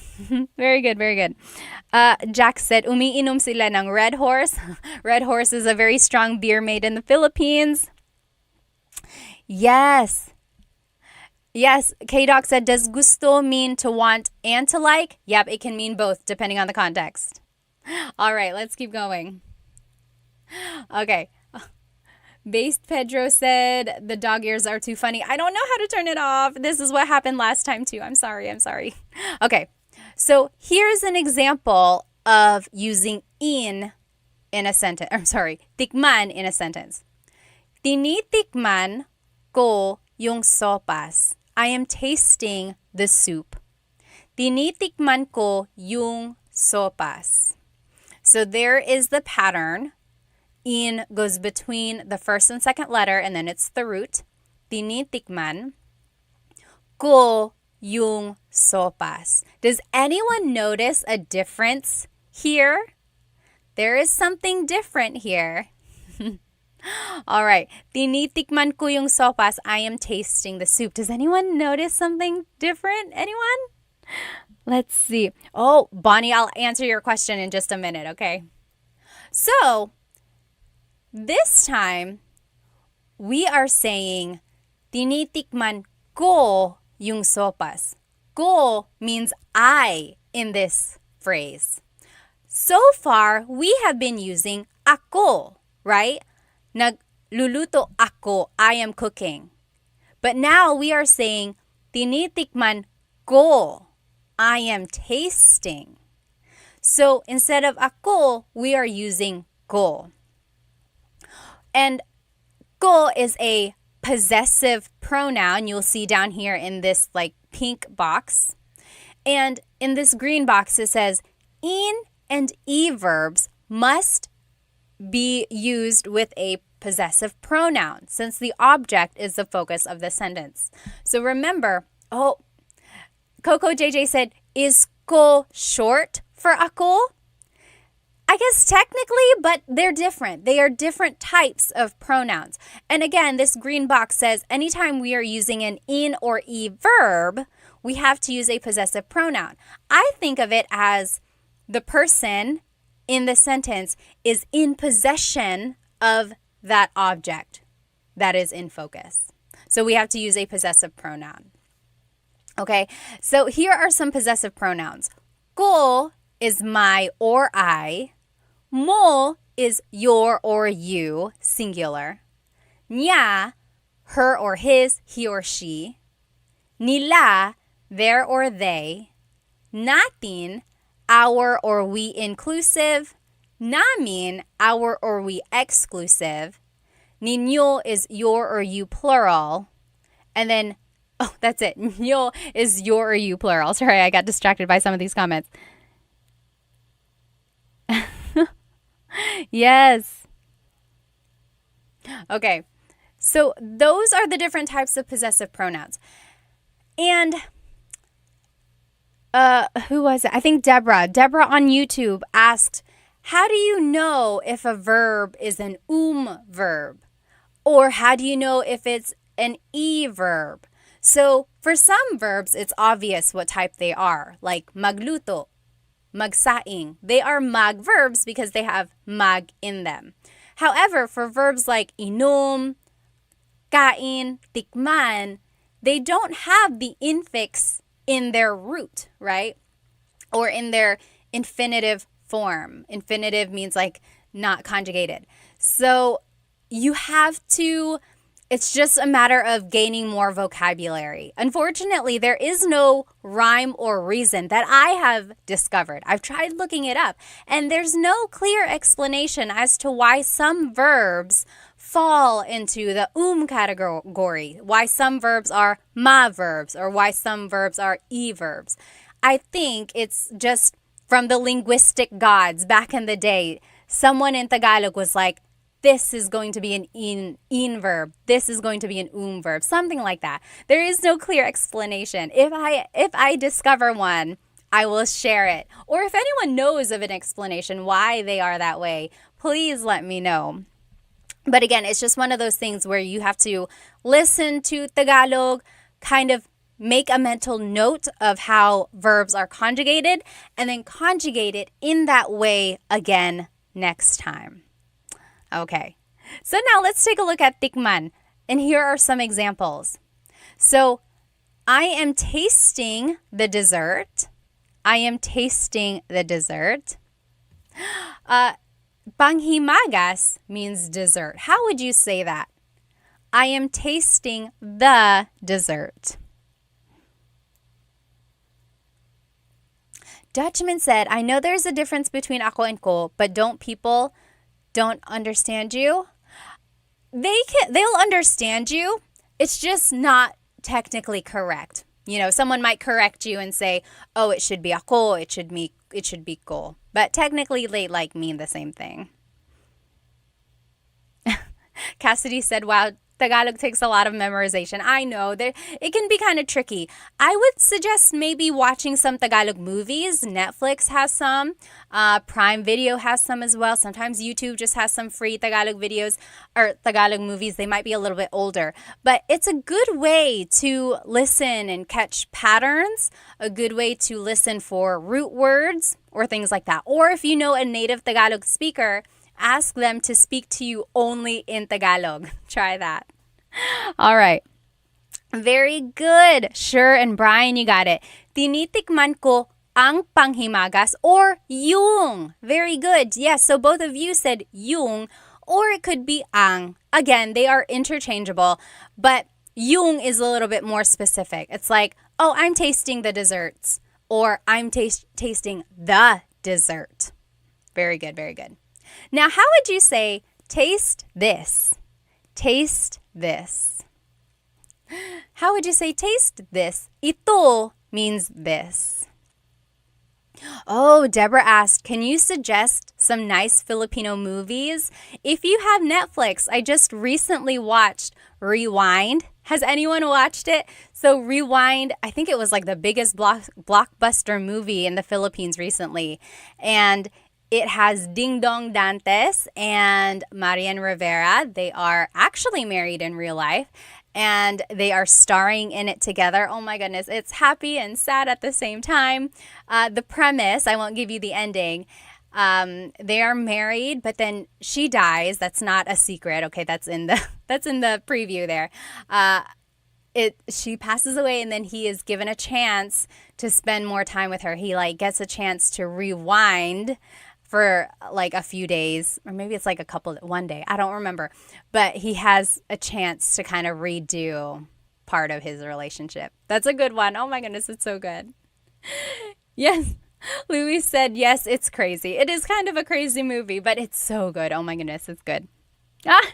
Yes, Bonnie said, I cried so much watching Rewind. If you love someone, you might cry. Yes. Oh, Ray said, I saw advice by a linguist that language acquisition is faster and a better way to learn. Where should I start as a total beginner? I would say, as a total beginner, try getting more vocabulary. So vocabulary about things that you see or use every day. And then use those vocabulary terms little by little in your everyday conversation. For example, key in Tagalog is susi. So if you wanted to say, where are my keys? You can say, where are my susi? And then little by little, add more and more terms to that phrase until you can say the whole phrase. So where in Tagalog is saan. So you could say, saan my susi? Where are my keys? Then go back and figure out how to say it. So saan ang susi ko? Or saan ang mga susi ko? Mga is plural. So saan ang mga susi ko? So you see how I kind of started little by little. I think that's the best way from what I've seen to learn a language. It's like you don't have to do it all at once. No one is expecting you to be fluent. And I think that's a lot of pressure if you really strive for that goal from the get-go. So just go little by little. It helps if you have sticky notes. One of my students, oh my goodness, she was in Spain. She would put sticky notes on all of the things that she has around her just so she could practice those words in Tagalog. Okay, you guys are taking me off track here. How do you say taste this in Tagalog? It is tikman mo ito. Tikman mo ito. Castro Carmela, hi ate. Hi din sa'yo po. Tikman mo ito. Ito means this. Okay. Now, last thing I want, it's not really last, second to last thing. I want to show you how to say commands or how you could use them in a statement form. Magluto ka. Cook. Magluto ka. Do you see how magluto stays as magluto. We're not conjugating it, right? It's not nagluluto. It's just the word itself. Magluto. Magluto. Next, you might also hear someone say, magluto ka na. Magluto ka na. Na means already, or it can be like an emphasis. Magluto ka na. Cook already. Like, if you're taking a long time, maybe you're spending a lot of time cleaning the kitchen first, and someone is like, hey, go ahead, magluto ka na. Cook already. So that's what na means. You might hear that as well. Next, magsaing ka. Make rice. Magsaing ka. Or, maghain na. Set the table. Set the table already, or like set the table now. Maghain na. Maghain na. So these are some of the terms you might hear. You might hear ka, meaning you go do it, or na, meaning already. Okay. Okay. Next, kain na, eat already. That's a common phrase that you might hear after someone's been cooking. They're like, oh, kain na, eat already. Go ahead and eat. Kain na. An alternative way to hear this or say this is kumain ka na. Go ahead and eat. They mean the same thing. Kain na or kumain ka na. Kumain ka na is like the longer form. The shortcut would just be kain na. But same idea there. Uminom ka. Drink. Go ahead and drink. Uminom ka. This is interesting because so far we've seen all these verbs unconjugated, right? Unconjugated. It's not like nag and then a repeated first syllable and then the root. Same with kain. It's the unconjugated form. However, if you want to tell someone to go ahead and drink, you do have to conjugate it. Uminom ka. It's the present tense conjugation there. Again, inom is very different from all the other verbs in the category there. Next, tikman mo, taste it. Tikman mo. So those are just some quick and short phrases. Maybe keep in your pocket and say it the next time it's time to eat. Okay? So just practice those with me one more time. Magluto ka. Cook. Magluto ka. Go ahead and cook. Or magluto ka na. Magluto ka na. Magsaing ka. Make rice. Magsaing ka. Maghain na. Set the table. Maghain na. Yes, Cassidy. Maghain na ng lamesa. Set the table. Very good. Kain na. Eat already. Go ahead and eat. Kain na. Or kumain ka na. Kumain ka na. All right. Uminom ka. Drink. Or go ahead and drink. And then, tikman mo. Taste it. All right, let me just catch up on some of these questions. Hang on one second. Oh, yes. Here are some other movies that people suggested. Let's see. Dollhouse on Netflix. I have not seen that. Bride for Rent with Kim Chiu and Zian Lim. Oh, too bad they're broken up now. How sad. Yes, that is another good one. Okay. Yes. So if you have any other Filipino movie suggestions, you can write it in the comments for people to look at. All right. So those were just some examples. Now, I want to show you this one last thing about actor or object focused verbs. Okay. So we learned kumakain siya. Kumakain siya. We learned kain as an verb, right? She is eating. Or kumakain siya ng kanin. She is eating some rice. That's just showing you how to add an object. Ng blank. She is eating some rice. Kumakain siya ng kanin. Lastly, kumakain siya ng saging. She is eating a banana. Kumakain siya ng saging. So you see how kain is being conjugated as an verb here. Oops. That is because all of these sentences are actor focused. What is she doing? She is eating. She is eating rice. She is eating a banana. The focus is on the actor and on what she is doing. Take a look at these phrases. Kinakain niya yung cake. She is eating the cake. Or kinakain niya yung pandesal. She is eating the pandesal. Pandesal is a Filipino bread. It has like condensed milk in it, sugar. It has breadcrumbs on the outside, usually eaten in the morning for breakfast. So, kinakain niya yung pandesal. Now, take a look. These are conjugated with in. So, it's not anymore. Now, kain is being conjugated as an in verb. Yes, Cassidy said, kinakain, my jaw dropped. I know, this is an example of where a verb can be actor or object focused. So again, it's object focused. Here, the question is like, what is she eating? What is she eating? She's eating the cake. The focus is on the cake, right? The focus is on the object. What is she eating? She's eating the cake. Or she's eating the pandesal. Versus in the actor-focused verb, or in the actor-focused sentence, the question is like, what is she doing? She's eating some rice. She's eating a banana. That's the difference there. Very interesting. Rich said, mahal kita Pat, you are the best. Salamat, salamat. Yes, Jack said, kumakain ako. That's correct. I am eating. Okay, now last thing I will ask you. Ano ang paborito mong pagkain? Ano ang paborito mong pagkain? Very good, Sure said. If you recognize the kain, then you can figure it out. Again, that is the idea of listening for root words and then using the context clues. Very good, very good. Can anyone answer this question? Ano ang paborito mong pagkain? Rico, you got it. His favorite is tacos. His or her.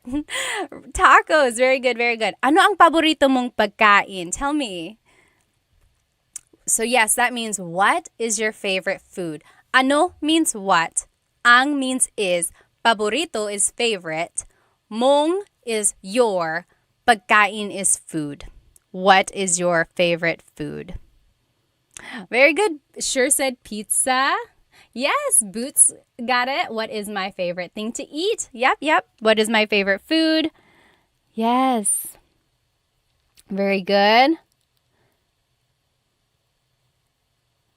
Yes, Cassidy said, does this mean certain verbs have multiple verb conjugations set already by the Tagalog gods?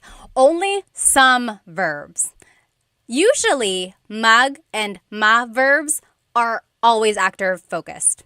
Usually, always, I just kind of contradicted myself.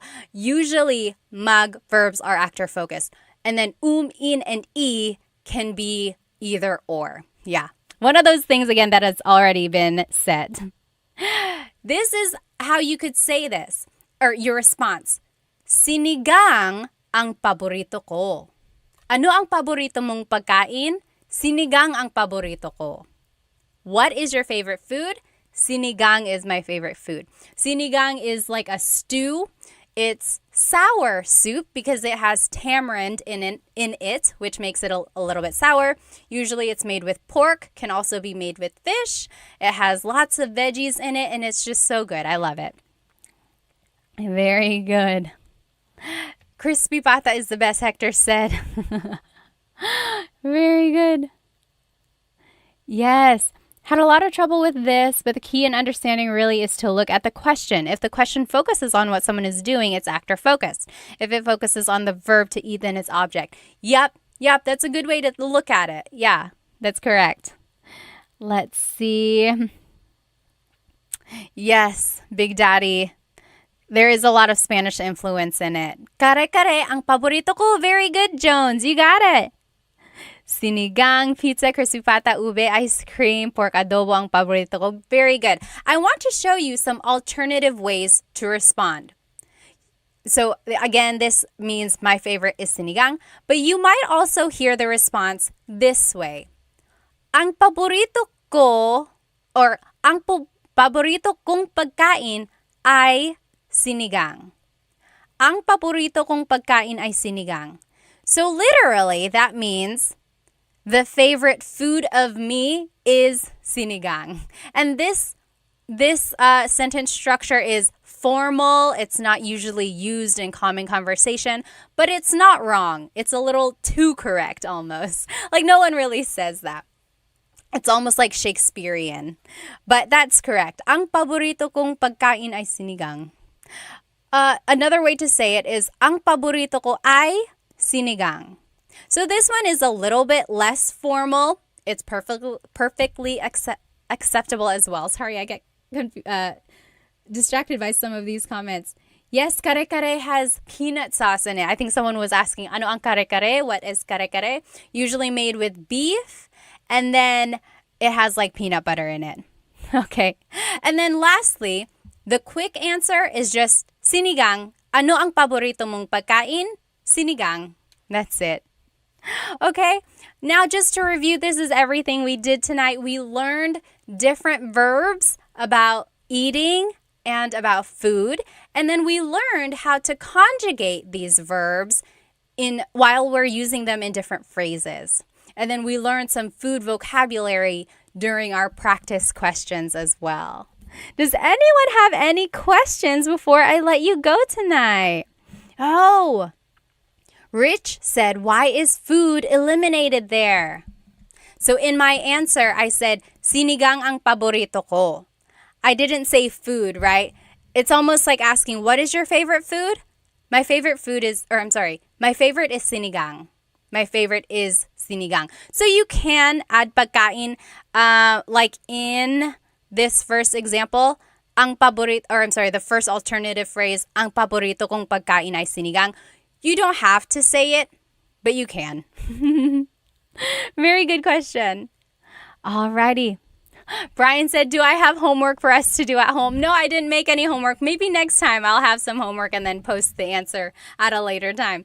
But I hope you have a good rest of your day or evening, wherever you are. I'm going to go to bed, you guys. It's so late. Have a good night again whenever I see you. Try to catch me next Thursday, hopefully a little bit earlier than tonight. But thank you so much for joining me. Maraming salamat.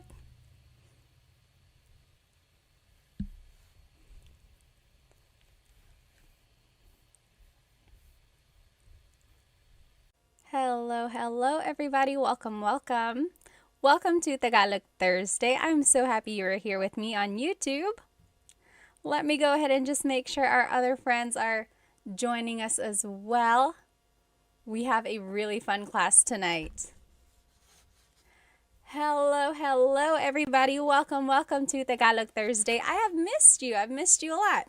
Tonight is going to be a very fun night because I actually have something that we're going to use, and I think it's going to be very, very helpful. So if you looked at my Instagram story, you'll notice that I put a link up there for some flashcards that I made for us. So I have been working really hard. I made some Tagalog verb flashcards for you. And not only are they vocabulary words about the different verbs in Tagalog, but on the back of the flashcards are conjugations of the verbs as well. Oh, TikTok, let me see if I can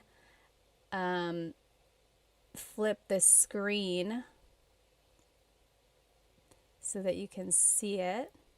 Is that better? Yeah, there we go. Okay. So these flashcards are so great because they have the word on them, and then on the back is how you conjugate the verb. Okay, a lot of you have said, oh, verbs and conjugation are like some of the most challenging things about Tagalog, and it's true.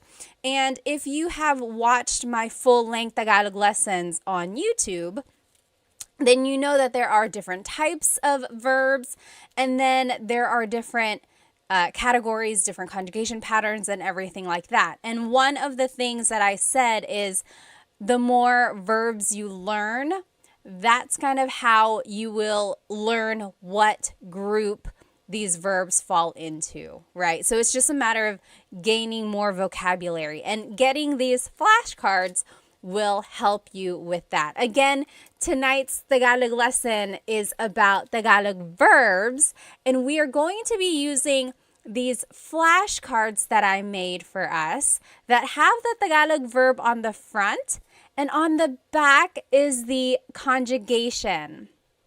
Conjugation means changing something into a different form. So these are the conjugations in the present tense, the past tense, the future tense, and then there's one more conjugation in there, or one more type of phrase. It's the command. You'll see how they are used when we go through them. Again, if you want to get your own copy of these flashcards that I made, the digital download is on my Stan store.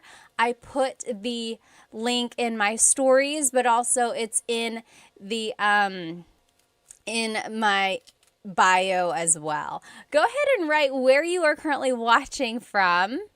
Maybe tell me how old you are, and does anyone have a shout out? One time someone said, "Oh, it's my girlfriend's birthday. Can you say hi?" If anyone has a special event, please let me know.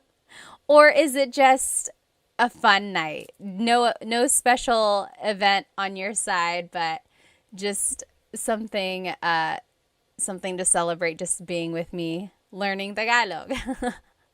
Let me go ahead and catch up on some of these comments. Okay, let me catch up on some of these comments on Instagram here. Major said, "Ate Pat, gumagawa ako ng mabuti." You're doing something good. Are you trying to say you're doing well? You can say, "Mabuti ako, mabuti naman." What you said literally means I am doing something good, like you are doing a good deed or something. Oh, Chunkin Deuces said, "Quick question. Is there a difference between learning Filipino versus Tagalog?" Very, very good question. Does anyone know? I know the answer, but does anyone know the difference between Filipino and Tagalog? Think about it, write it in the comments, and let's see what everyone thinks. Hello, magandang araw, Vic said. Let's see. Hi, Ate. Kawabanga said. Miss Anna Adams said, "Kumusta ka, ate? Mabuti naman." Hi, Love and Lulu. All right, let's see here. Again, we're just waiting for everyone to join. Hello, hello. Oh, so many people. Let's see here. Rose from San Diego. Ronnie from LA. Royston from Singapore. I'm Heme from California. Brandon from Jacksonville, Florida. Hello, hello. Dilshan from New Zealand. Fritz from New Jersey. Hello, hello. Mabuhay Thursday. Hello, hello. Let me see. Oh, did someone have a shout out? I forgot. Earrings are fire. Team D Texas said, "Salamat." These are from Pick You Official. I think Pick You Official. Let's see. How about over here on TikTok? Captain says, "I'm a Filipino. I'm all the way from LA, California." Hello, hello. Yes, exactly right. So Rocky's Barber. So the question was, Chunkin Deuces asked, what is the difference between Filipino and Tagalog? And over here on TikTok, Rockin' Barber said, "Filipino incorporates the borrowed phrases and words." Exactly right. So Tagalog is a very old language. In fact, it's one of the oldest ones in the Philippines. There's like written by Bayin that's been found. It's just a very old language. And of course, the Philippines itself has had a lot of influence from so many countries, like Spain, of course, when they occupied it for 300 years. Then there was America and even Japan for a little while. And Chinese, because there were a lot of immigrants from southern China. So along with all of those different cultures, they incorporated a lot of those words into Tagalog. So much so that Tagalog itself kind of got mingled with all these languages. So they had to change it a little bit.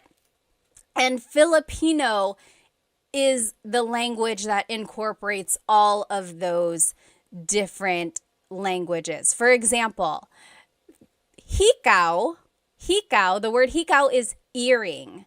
That is a Chinese word, or it stems from the Chinese culture. But technically, there was at one point a true deep Tagalog word that was used before hikaw. And usually I love Tagalog, like deep, deep Tagalog, because it's very literal. When you think of the word a chair in Tagalog is upuan. There are lots of different words for chair. Upuan is a word for chair. Like the verb upo means to sit, upuan means a place to sit. But also, a deep Tagalog word for chair is salumpuet. Salumpuet. So that's like true deep Tagalog. And it means, salo means to catch. Puet is your bottom.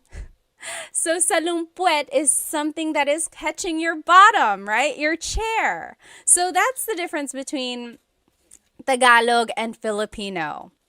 So yes, Filipino kind of incorporates all of those different borrowed words, as Rockin' Barber said, whereas Tagalog really is like the pure whatever it was before all of those influences. Although nowadays, Filipino, Tagalog, Filipino, they are used interchangeably and people will understand what you mean. But technically, there is a difference. Oh, hello, Tagalog Kurt. Someone is saying hello, Tagalog Kurt. Are they here? Anyway, again, thank you. Let's go ahead and get started. Tonight's lesson is going to be all about Tagalog verbs, okay? So depending on where you are in your Tagalog learning journey, you might already know how to conjugate verbs and you just want to learn more. Or maybe you are a true beginner, you just want to gain more vocabulary. This is a good way to do it.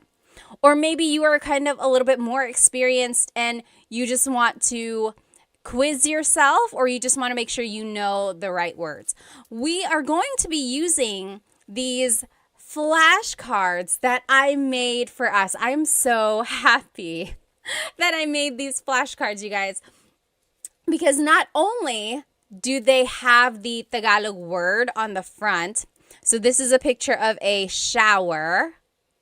To shower in Tagalog is maligo, and it says that on the front, okay? On the back of the card has the conjugation of the or of the verb. Okay, so it's like there are different ways you can use these cards. One way is to cover the Tagalog word and then quiz yourself. Be like, okay, what is to shower? What is to shower? Then you're like, okay, it's maligo. Now, what if I want to say, I am taking a shower? What is it again? What is it again? Then you look on the back, you're like, oh, naliligo ako. Naliligo ako. Okay, so you can purchase your own copy of these flashcards on in my Stan store. The link is in my IG stories right now, or the link to my Stan store is in my bio as well. I will note that when you purchase it, it is just a digital copy. So you're going to be purchasing the PDF form, and it's going to look like this, okay? It's just a PDF form, a document, and you will be responsible for cutting them out and putting it back to back if you want. And then I even went farther and put a lamination on them just to make it have that flashcard feel, okay?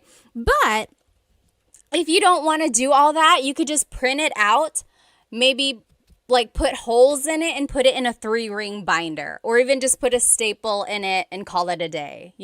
This is just a really good way to review, I think. Let me check over here on YouTube. Okay.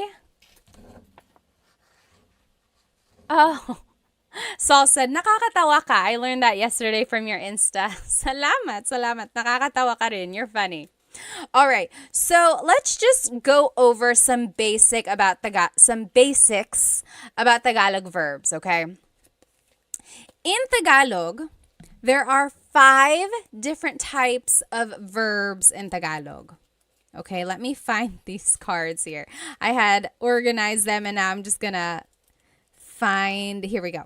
So in Tagalog, there are mag verbs, mag, meaning they start with mag. Mag is their prefix. There's mag verbs, then there's ma verbs, ma. They also start with ma, like matulog. Then there's verbs,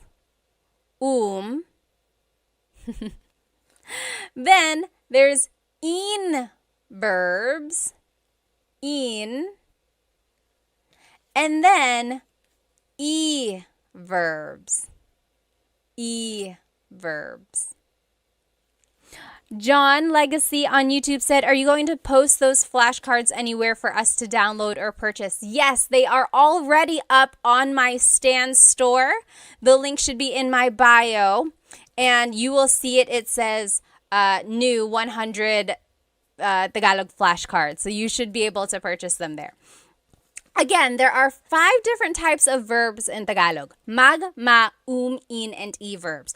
Why is that important? Well, it's all going to determine the patterns that we use when we conjugate them. Okay? And if you need a review of how to conjugate these different types of verbs, you can watch the full-length Tagalog lesson on my YouTube channel. There's like present tense conjugation, past and future tense conjugation videos there. It will go step by step with lots and lots of practice. But we can also just learn them tonight, okay?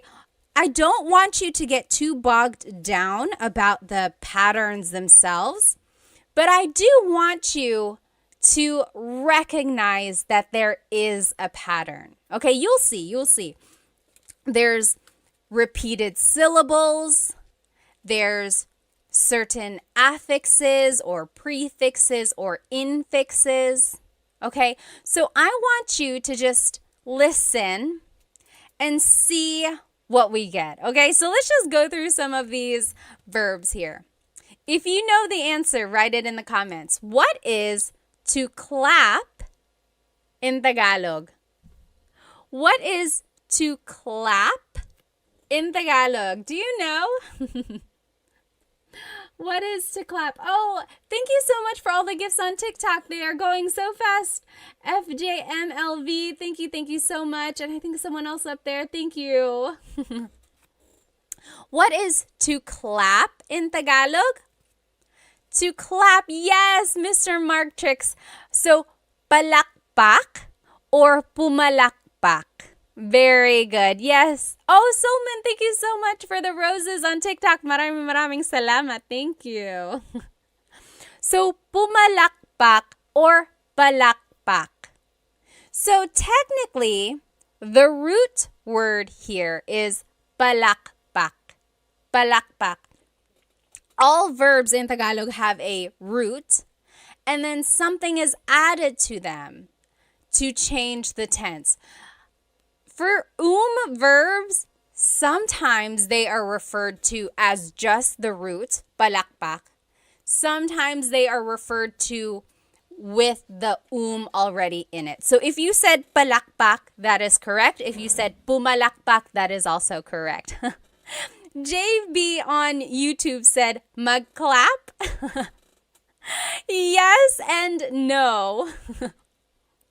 So I love mag verbs because you can always use mag as a way to turn an English word into a Tagalog verb. If you don't know a verb in Tagalog, turn it into a mag verb and conjugate it that way. So JB said mag-clap because they couldn't remember what to clap is. But technically it's palakpak or pumalakpak. Now let's take a look at how it's conjugated. Oh, Jess, thank you. Thank you so much for the gift on TikTok. Maraming salamat. So if you want to say, I am clapping, it would be, pumapalakpak ako. Pumapalakpak ako. So that's just right here. Again, these flashcards are on my Stan store. You can purchase the digital copy and then you can cut them out and laminate it yourself. On the front of it is the verb. On the back are the conjugations. Okay, so in the present tense, it would be pumapalakpak ako. Pumapalakpak ako. Oh, Saul, thank you so much for the badge on Instagram. Thank you, thank you. In the past tense, it's pumalakpak ako. Pumalakpak ako. Future tense, it's papalakpak ako. So, it's very interesting. Again, all of these patterns are very specific and don't get too bogged down. I just want you to be able to recognize mostly the root and then see if you can recognize that there is a repeated syllable and then certain affixes and prefixes. Now, if you want to say it as a command, it would be pumalakpak ka. Pumalakpak ka. Clap. Clap your hands. Okay? So, pumalakpak means to clap or palakpak. Interestingly, the noun form of clap, like applause, is palakpak. So sometimes it can be confusing if you don't use the People can be like, are you talking about the verb or the noun? And of course, you would just use context clues from there. All right, let's keep going. What is to yell in Tagalog? To yell. Do you know what to yell in Tagalog is? To yell in Tagalog is sumigaw. Sumigaw. So in the present tense, sumisigaw ako or sumisigaw siya. Yes, very good. Warhawk got it right on TikTok. Sumisigaw siya. She is yelling. Or sumigaw siya. She yelled. Sisigaw siya. She will yell. Okay, so sigaw or sumigaw means to yell. Sumigaw. Okay, what is our next verb here? What is to dance in Tagalog? What is to dance in Tagalog? To dance in Tagalog is... Oh, Christina, thank you so much for the rose on TikTok. Thank you, thank you. To dance is, sumayaw. Yes, very good. Leonardo on TikTok got it right. Jasmine, very close. Jasmine on Instagram said, masayaw. So that's another tricky thing there. It's like you might know the root, sayaw, but then you have to figure out, is it a ma verb, a mag verb, or an verb? Sayaw is an verb. So sumayaw means to dance. Again, on the back is the conjugation for your review if you do want to learn them. Sumasayaw ako, I am dancing. Sumasayaw ako. Sumayaw ako, I danced. Sasayaw ako, I will dance. And then as a command, it would be Sumayaw ka. Dance. Sumayaw ka. Dilshan said, isn't masaya happy? Yes, masaya means happy. Sumayaw is a little different from masaya. Okay? I guess we're in this stack of verbs. What is to cry in Tagalog? What is to cry in Tagalog? Oh, Cam said, where can I get the flashcards? You can download the flashcards from my Stan store. You can, when you download them, they will come as a PDF and you just print them out yourself. And you can cut them, laminate them like I did, front and back, or just print them, maybe put a staple or put holes in it and put it in a 3-ring binder. So however you want to use them, you're going to download it. It'll come like this. What is, yes, JB, you got it on YouTube. To cry is iyak, umiyak, umiyak. Very good, JB. Very good, very good. Umiyak means to cry. So in the present tense, umiiyak ako. Umiiyak ako. Past tense, umiyak ako. Umiyak ako. Future tense, iiyak ako. And then as a command, wag kang umiyak. Wag ka nang umiyak. Don't cry. Don't cry. Okay. So, Dilshan said, diba means isn't it? Yeah. Means like right, correct? Or is it not? Yep, that's exactly right. Okay, next verb here on our list. What is to laugh in Tagalog? What is to laugh in Tagalog? To laugh. Yes, very good, Cam. Tumawa. Very good. So to laugh in Tagalog is tumawa. Tumawa. Very good. So, tumatawa ako. I am laughing. Tumatawa ako. Or tumawa ako. I laughed. Tumawa ako. That's past tense. Tatawa ako. I will laugh. Tatawa ako. Or as a command, tumawa ka. Laugh. Tumawa ka. Okay? Here's another verb. What is to sing in Tagalog? To sing in Tagalog. You might have heard this if your family is into karaoke. People will always make you try to sing. Yes, Cam is exactly right. And Warhawk. Yes. Very good. Kumanta. Kumanta. Yes. Alpoblit. Kumanta. Very good.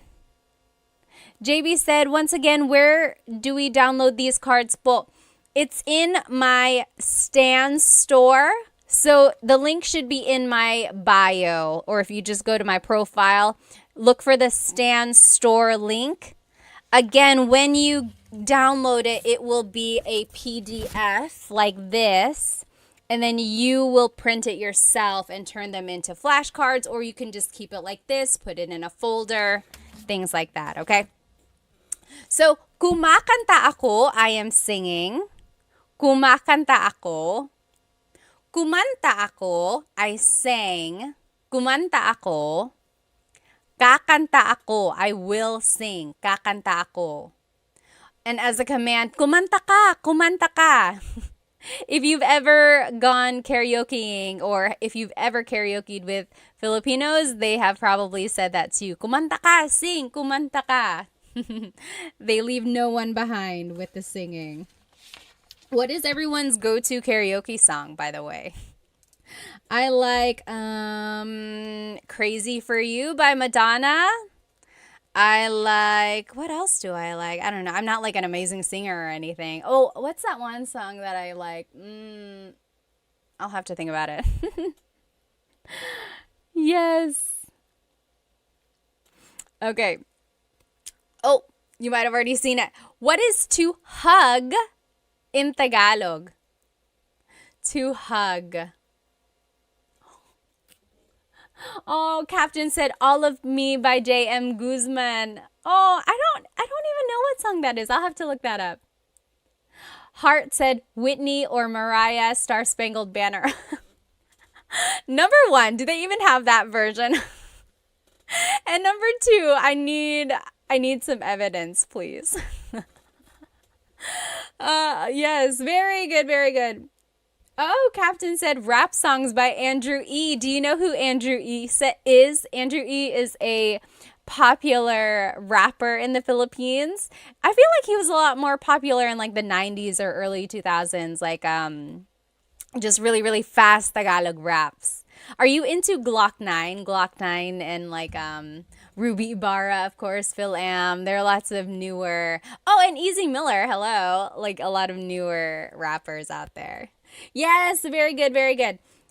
Yakap or yakapin means to hug. Yakapin. So, yakap is the noun, a hug, yakap. Yakapin is the verb to hug. Captain said Sharon Cuneta. You like to sing Sharon Cuneta songs?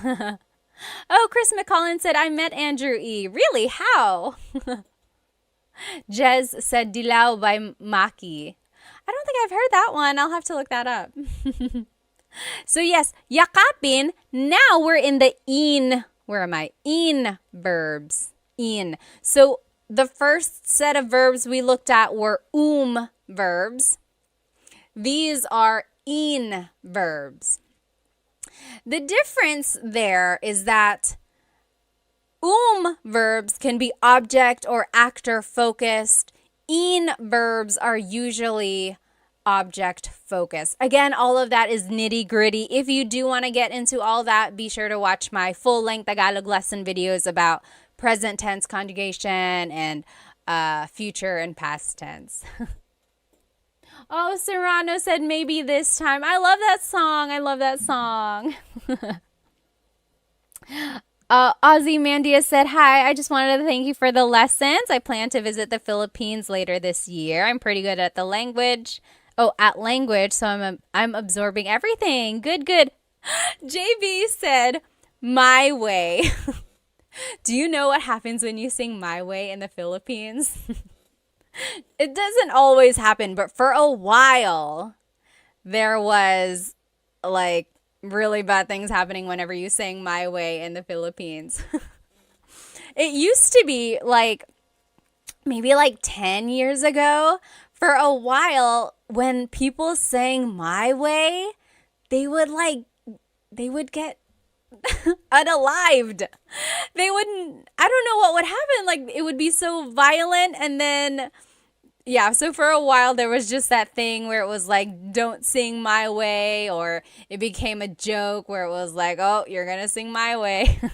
So be careful with that song.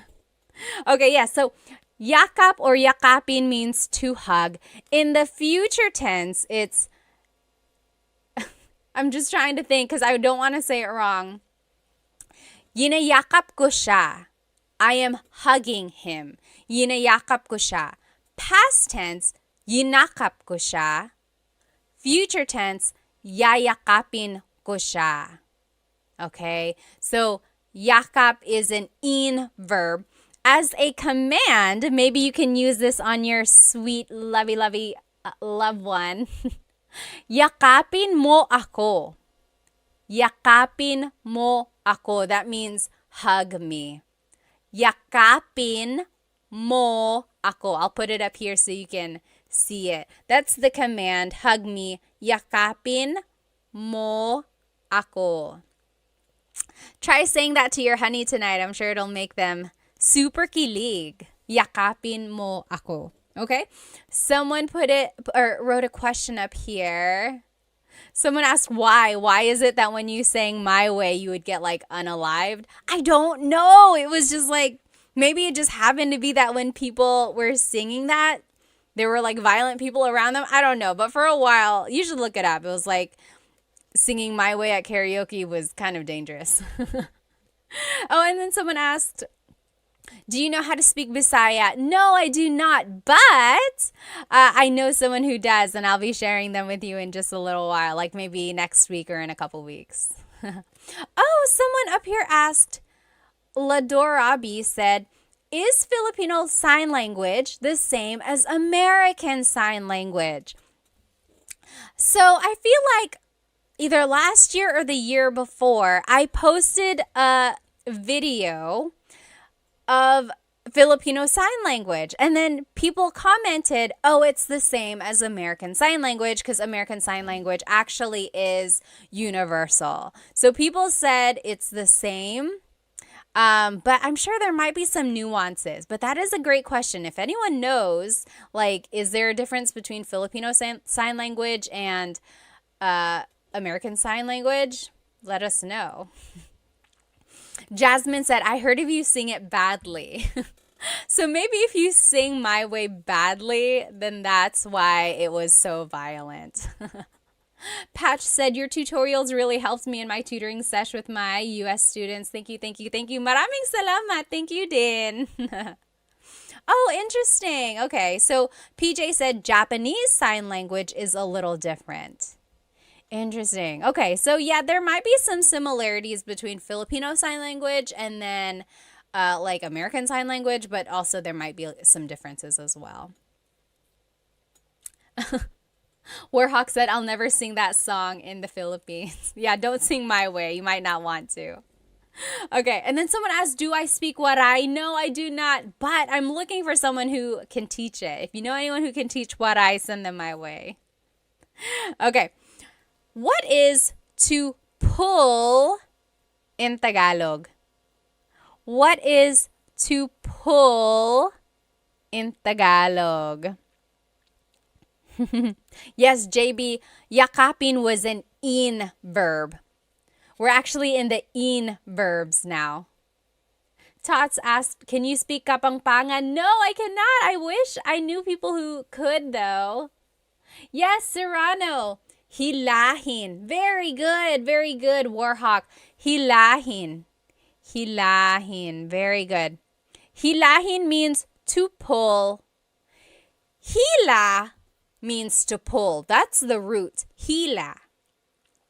Hilahin is like the conjugated version, or it's just incorporating that in affix there. So hila means to pull. Hilahin is conjugating it as an in verb. In the present tense, it's hinihila ko ang lubid. I am pulling the rope. Hinihila ko ang lubid. In the past tense, hinila ko ang lubid. In the future tense, hihilahin ko ang lubid. As a command, it would be hilahin mo ang lubid. Okay, so again, I just want you to notice the root word. I want you to notice that there is a pattern. You don't have to like get into the nitty-gritty of all the exact patterns if you don't know them yet. But see if you can recognize like, oh, that sounds like it's present tense. That sounds like it's past, or that sounds like it's future. Okay. But more than anything, I do just want you to get the root word to be able to recognize that, oh, hila means to pull. Again, these cards, these flashcards are on my Stan store. You can purchase them.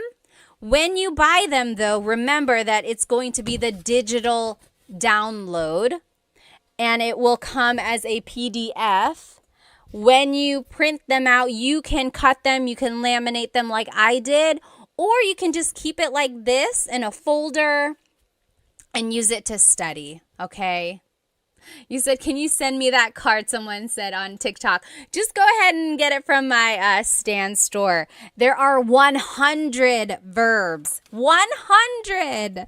I found 100 verbs for you. But tonight we're only going to do maybe like 25 or 30. I went through and got some of the more common ones for us to learn. But there are 100 verbs. You gotta go get it. Oh my goodness, you gotta go get it. Okay. Now, what is to sweep in Tagalog? What is to sweep in Tagalog?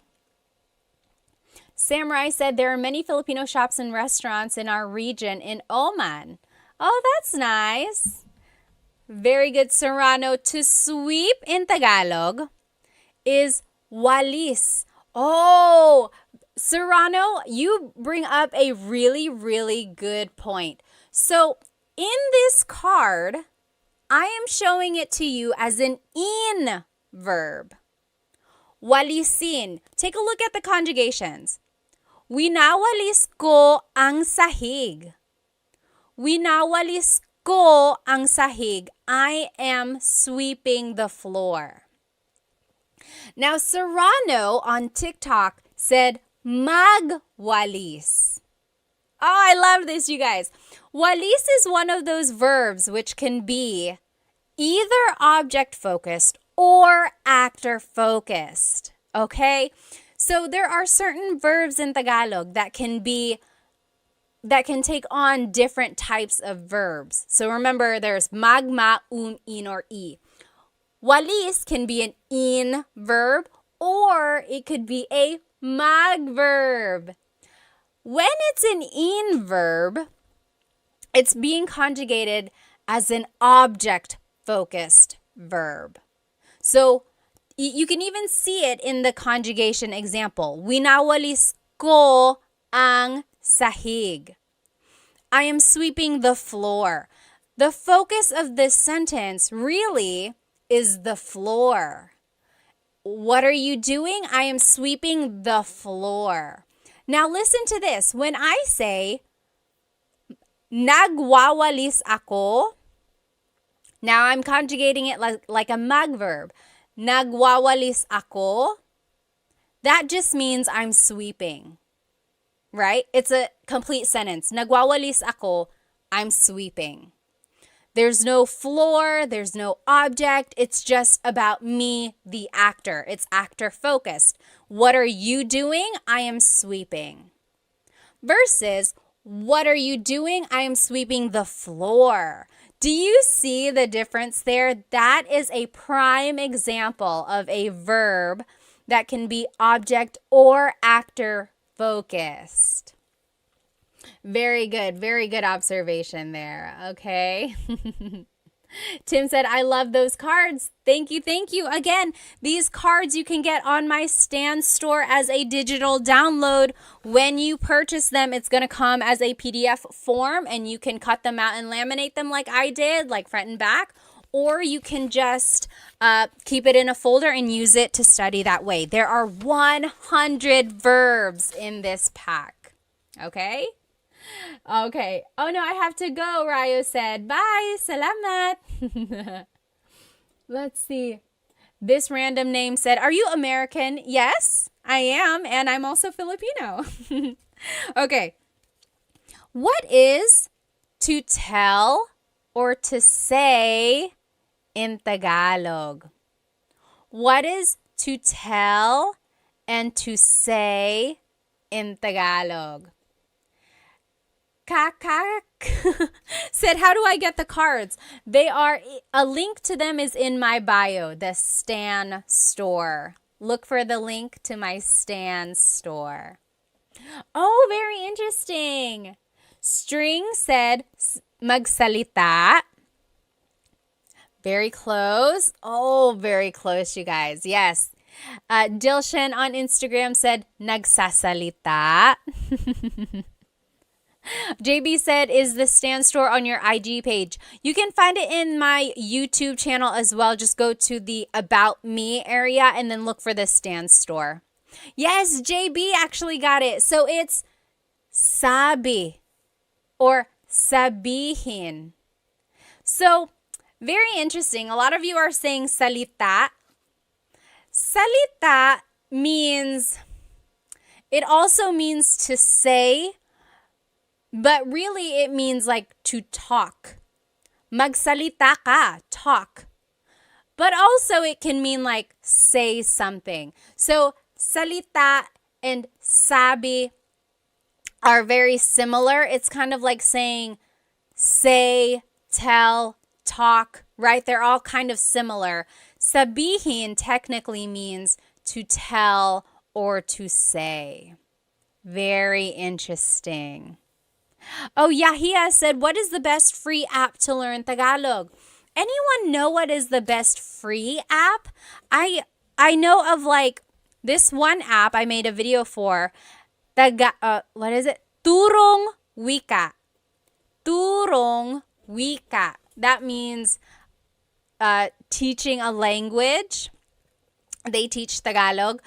I know other languages or other apps teach Tagalog as well. I just don't think they're free. Oh, Diego said, how do you say I don't know? How do you say I don't know in Tagalog? What do you think? Write it in the comments. That one is easy. There are a couple ways to say it actually. Oh, Mr. Crank said, is there an app that you would recommend to help learn Tagalog? Let's see. So the one I recommended earlier, Turong Wika, that one is a good one. Does Rosetta Stone have an app? I made a video for them. I know they have like an online profile, but I don't know if they have like exactly an app. Does anyone know? And then Ling is an app. I think they have Tagalog as well. Does Duolingo have Tagalog? Does anyone know? Oh, yes, very good. To answer Diego's question, how do you say I don't know? A lot of people on Instagram and TikTok are saying hindi ko alam. Hindi ko alam literally means I do not know. Hindi ko alam. Or an easy way to just say it is ewan, ewan, or ewan ko. Very good, okay? Yes, someone had some questions up here. Oh, Diego said, hi Pat, ako si Diego. Currently started your first video on Tagalog and I can't wait to learn more. Very good, very good. Okay. Let's keep going. So yes, sabi means to say or to tell. So take a look at the conjugations. Maybe that'll help you kind of determine or help you understand the difference between sabi and salita. So, sinasabi ko sa kanya. Sinasabi ko sa kanya. I am telling him. I am saying it to him. You see the difference there? Sinabi ko sa kanya. I told him. Sasabihin ko sa kanya. I will tell him. Okay? And then, as a command, sabihin mo sa kanya. Tell him. Sabihin mo. Okay. Diego said Duolingo does not have Tagalog. Interesting, interesting. What is to find in Tagalog? What is to find in Tagalog? Oh, Warhawk said Bluebird app is decent. Bluebird app. To find in Tagalog is... Yes. So, hanap is the root word. Hanapin is the verb. Hanapin, to find something. Hanapin. Like, oh, hanapin mo. Find it. Hanapin. So, here's the conjugation. Hinahanap ko ang susi. Hinahanap ko ang susi. I am looking for the key. Hinahanap. That's the present tense. Past tense, hinanap ko ang susi. Hinanap. I looked for the key. Hahanapin ko ang susi. Hahanapin ko. I will find the key. Okay, so again, hanap means to find. Hanap. Oh, JCast said, where do you buy these flashcards? You can buy them from my Stan store. Link is in the bio. Look for my Stan store. You will get the digital download. You will get the PDF form, and it looks like this. And then you can cut it, laminate it like I did, or you can just keep it like this, maybe put it in a folder or in a binder, and then use it to study like that. But I have 100 verbs for you. 100. Oh my goodness. I'm so happy for you guys that you have this resource. But we're only going over like 25 tonight. Oh, thank you so much. John said, I bought them. Salamat. Maraming salamat. Okay. What is to run in Tagalog? What is to run in Tagalog? Oh, Major said, Ate Pat, can you give me a Tagalog tongue twister? Ooh. Let's see. Well, let's see. There's so many. I don't want to say it wrong now. There's that one. It's like Mecanico ni Monica. Minicanico ni Monica. Minicanico ang. I don't even know what it is now. Someone write it in the comments. Minicanico ni Monico ang makina ni Monica. Minicanico ni Monico ang makina ni Monica. That means Mokino, the mechanic, fixed Monica's machine. Minikaniko ni Monico ang makina ni Monica. Oh my goodness. And then there's so many more. Yes, so to run in Tagalog is very good. Blasian, you got it.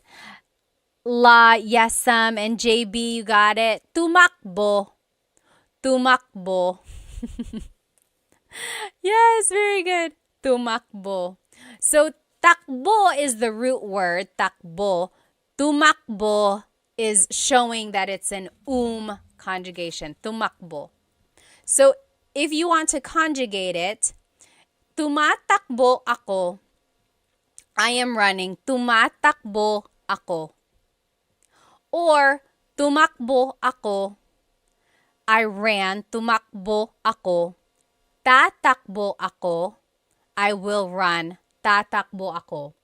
Julie and Captain both just asked back to back, where can we get these cards? Yes, so these flashcards are on my Stan store, stan.store/Tagalog Time Pat, or you can just go look on my bio.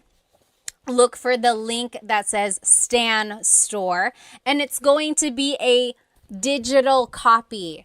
When you purchase it, it's going to look like this as a PDF. And then you will be able to cut it, put it together, laminate it like I did, or you can just keep it like this, keep it in a folder, and study it like that. But there are 100 cards, 100 verbs. Oh my goodness.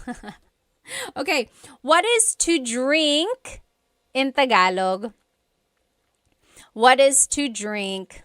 Oh, Diego on YouTube said, when do I use mo? So mo is a possessive pronoun, and you use mo for certain verbs if it's an object-focused verb. Okay? So it goes into all of that in my full-length Tagalog lesson, I think 3, present tense conjugation. Take a look at that. It will break down how to use mo in certain verbs. Yes, very good. Serrano said, umiinom or uminom. Uminom means to drink. Very good. Blasian, JB, you got it. Yes, Delician. Uminom, to drink. Uminom. Very good. Now, as a conjugation or to conjugate it, Umiinom ako. I am drinking. Umiinom ako. Or, uminom ako. I drank. Uminom ako. Iinom ako. I will drink. Iinom ako. Or, uminom ka. Drink. Uminom ka. That's a command. Remember how I told you that some verbs can be object or actor focused. Inom is one of those verbs that can be both. So, uminom means, or it's focusing on the actor. I am drinking. Umiinom ako. I am drinking. But if you want to focus on the drink itself, you actually have to conjugate it as an in verb. So, iniinom ko ang kape. I am drinking the coffee. Iniinom ko ang kape. So, as an in verb, it's focusing on the object. As an verb, it's focusing on the actor. Very interesting. Only a few more will do here, guys, because it's getting kind of late. So here, what is to eat in Tagalog? What is to eat in Tagalog? Yes, Shalona McFarland said, where do we get these cards?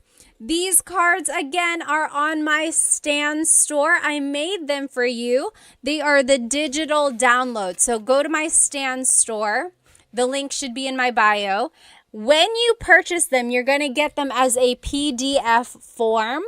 You're going to get it like this. And you can cut it and laminate it, or you can just keep it like this and study it like this. Keep it in a folder, put it in a 3-ring binder, whatever you want. Or you can cut it out and laminate it like I did. Very good. So, very good. Kain. Kain. Kumain means to eat. Kumain. Yes. Blasian said, pwede bang magtanong? Can I please ask? Why does it change to ininom? Like in the conjugation, iinom as the future tense, that's just the pattern that it is. You have to repeat the first syllable. Or, like, are you asking why does it become an in verb when it's an object-focused verb? It's just one of those things that it's like a thing in the Tagalog language. Some verbs can be actor or object focused, and that's how it would change. It would change by the affix or prefix. And not all verbs are like that, just certain ones. Very good. Oh, La Yesam said, can I get these cards in Canada? Yes, absolutely. When you purchase them, it's just a digital download. So it will go straight to your email, and then you can print it however you want, and then you can cut it out, or you can even just keep it like that. Very good. So kumain means to eat.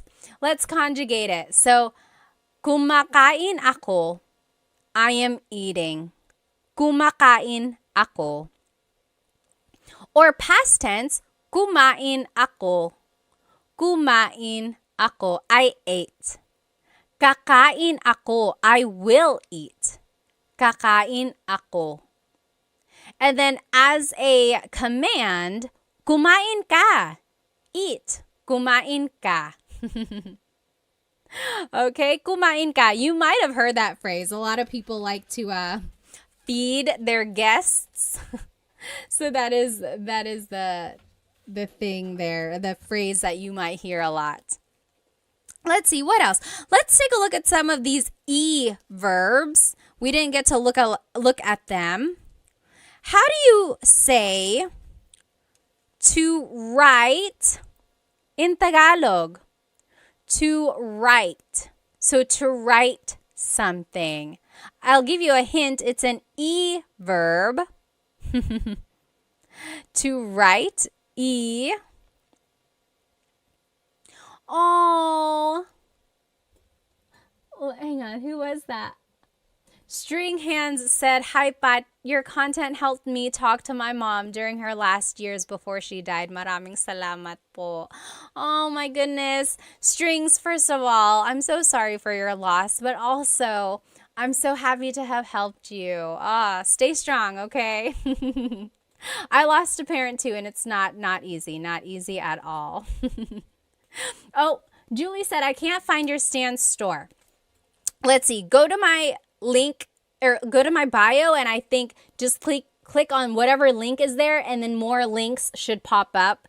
So go to the stand or Stan store. Someone even put it up here. I think you just type in stan.store/Tagalog Time Pat or Tagalog Time .pat or something like that. You could even try to Google stanstore.com.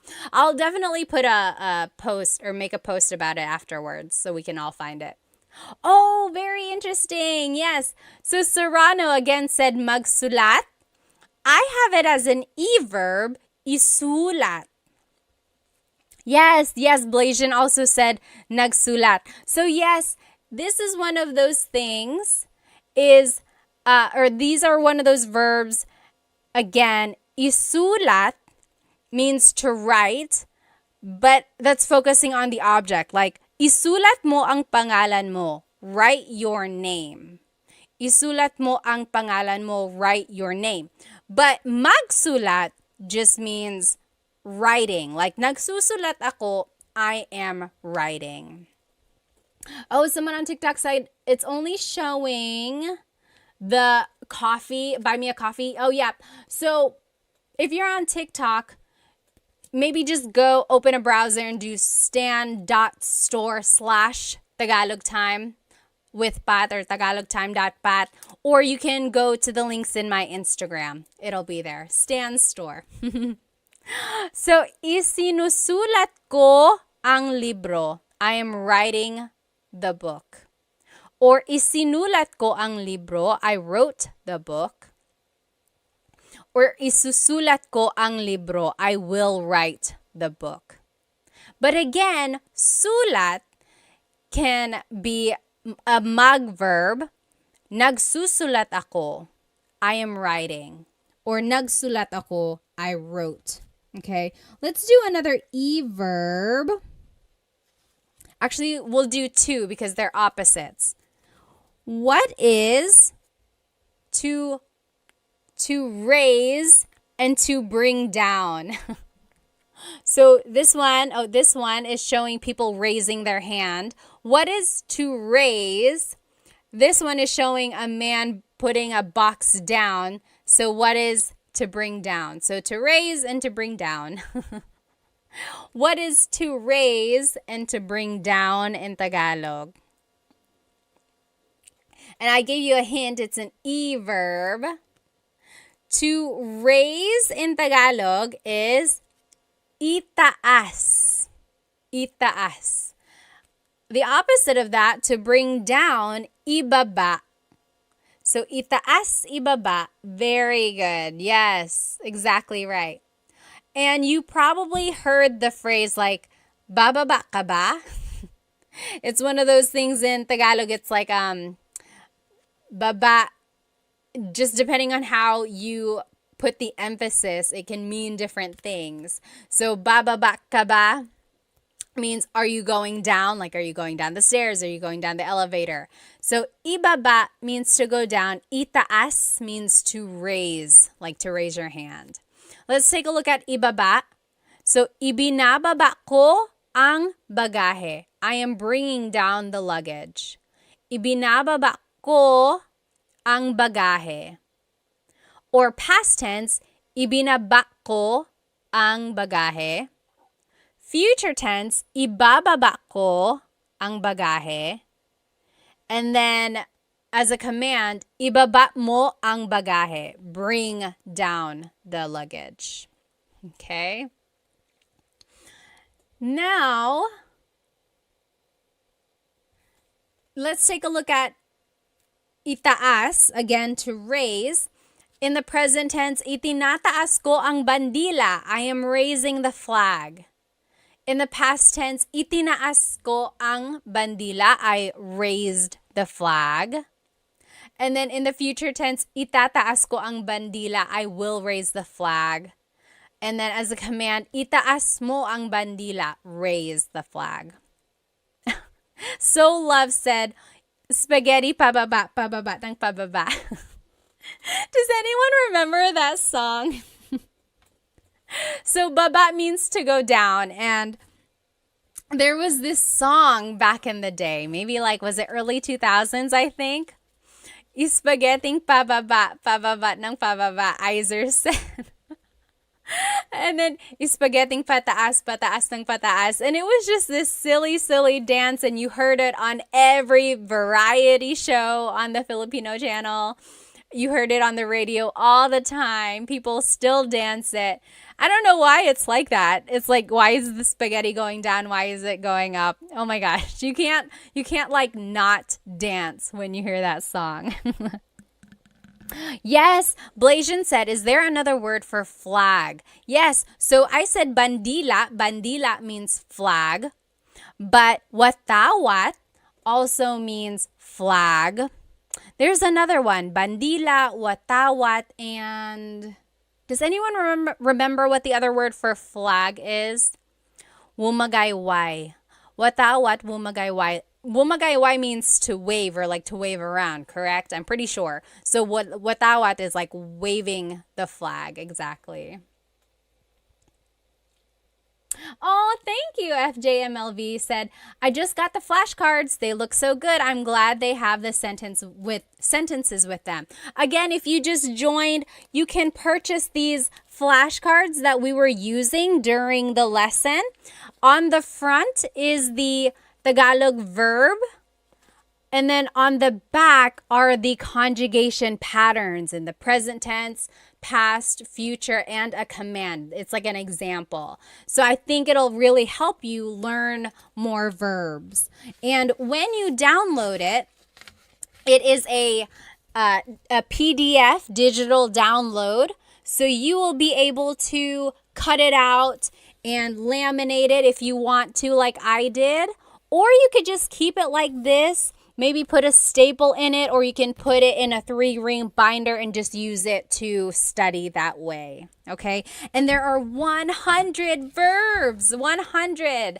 I looked up all of the different verbs for you, so I think this will really help if you're trying to learn more Tagalog verbs. Again, you can get it from my Stan store. Stan store. The link should be in my Instagram bio. I think on TikTok we're having a hard time finding it there. So just go to my Instagram or YouTube. The link is in there. Bandera. Yes, I think that's another word for flag as well. Well, you guys, I had so much fun with you tonight. I hope to see you again soon. There are so many more verbs. Again, there are 100 in this pack. This is only like 25 or 30. So maybe next time we will go through more. Oh, FJN said, what are on your YouTube slides? I'm trying to learn more for my fiance. The YouTube slides, if you decide to buy those are just the whatever slides you see in the video. So back up. I make full-length Tagalog lesson videos on YouTube. So those slides are what go with the full-length Tagalog lesson videos. Okay? Budak Baru said, where can I get the flashcards? I'm not from the Philippines. You can get them on my Stan store. Go to my Instagram, click on the link in my bio, and look for Stan store. And it will be a PDF download.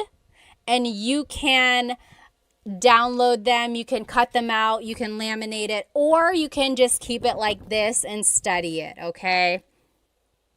Yes, let's see. Yes, Benny, did you get that? Benny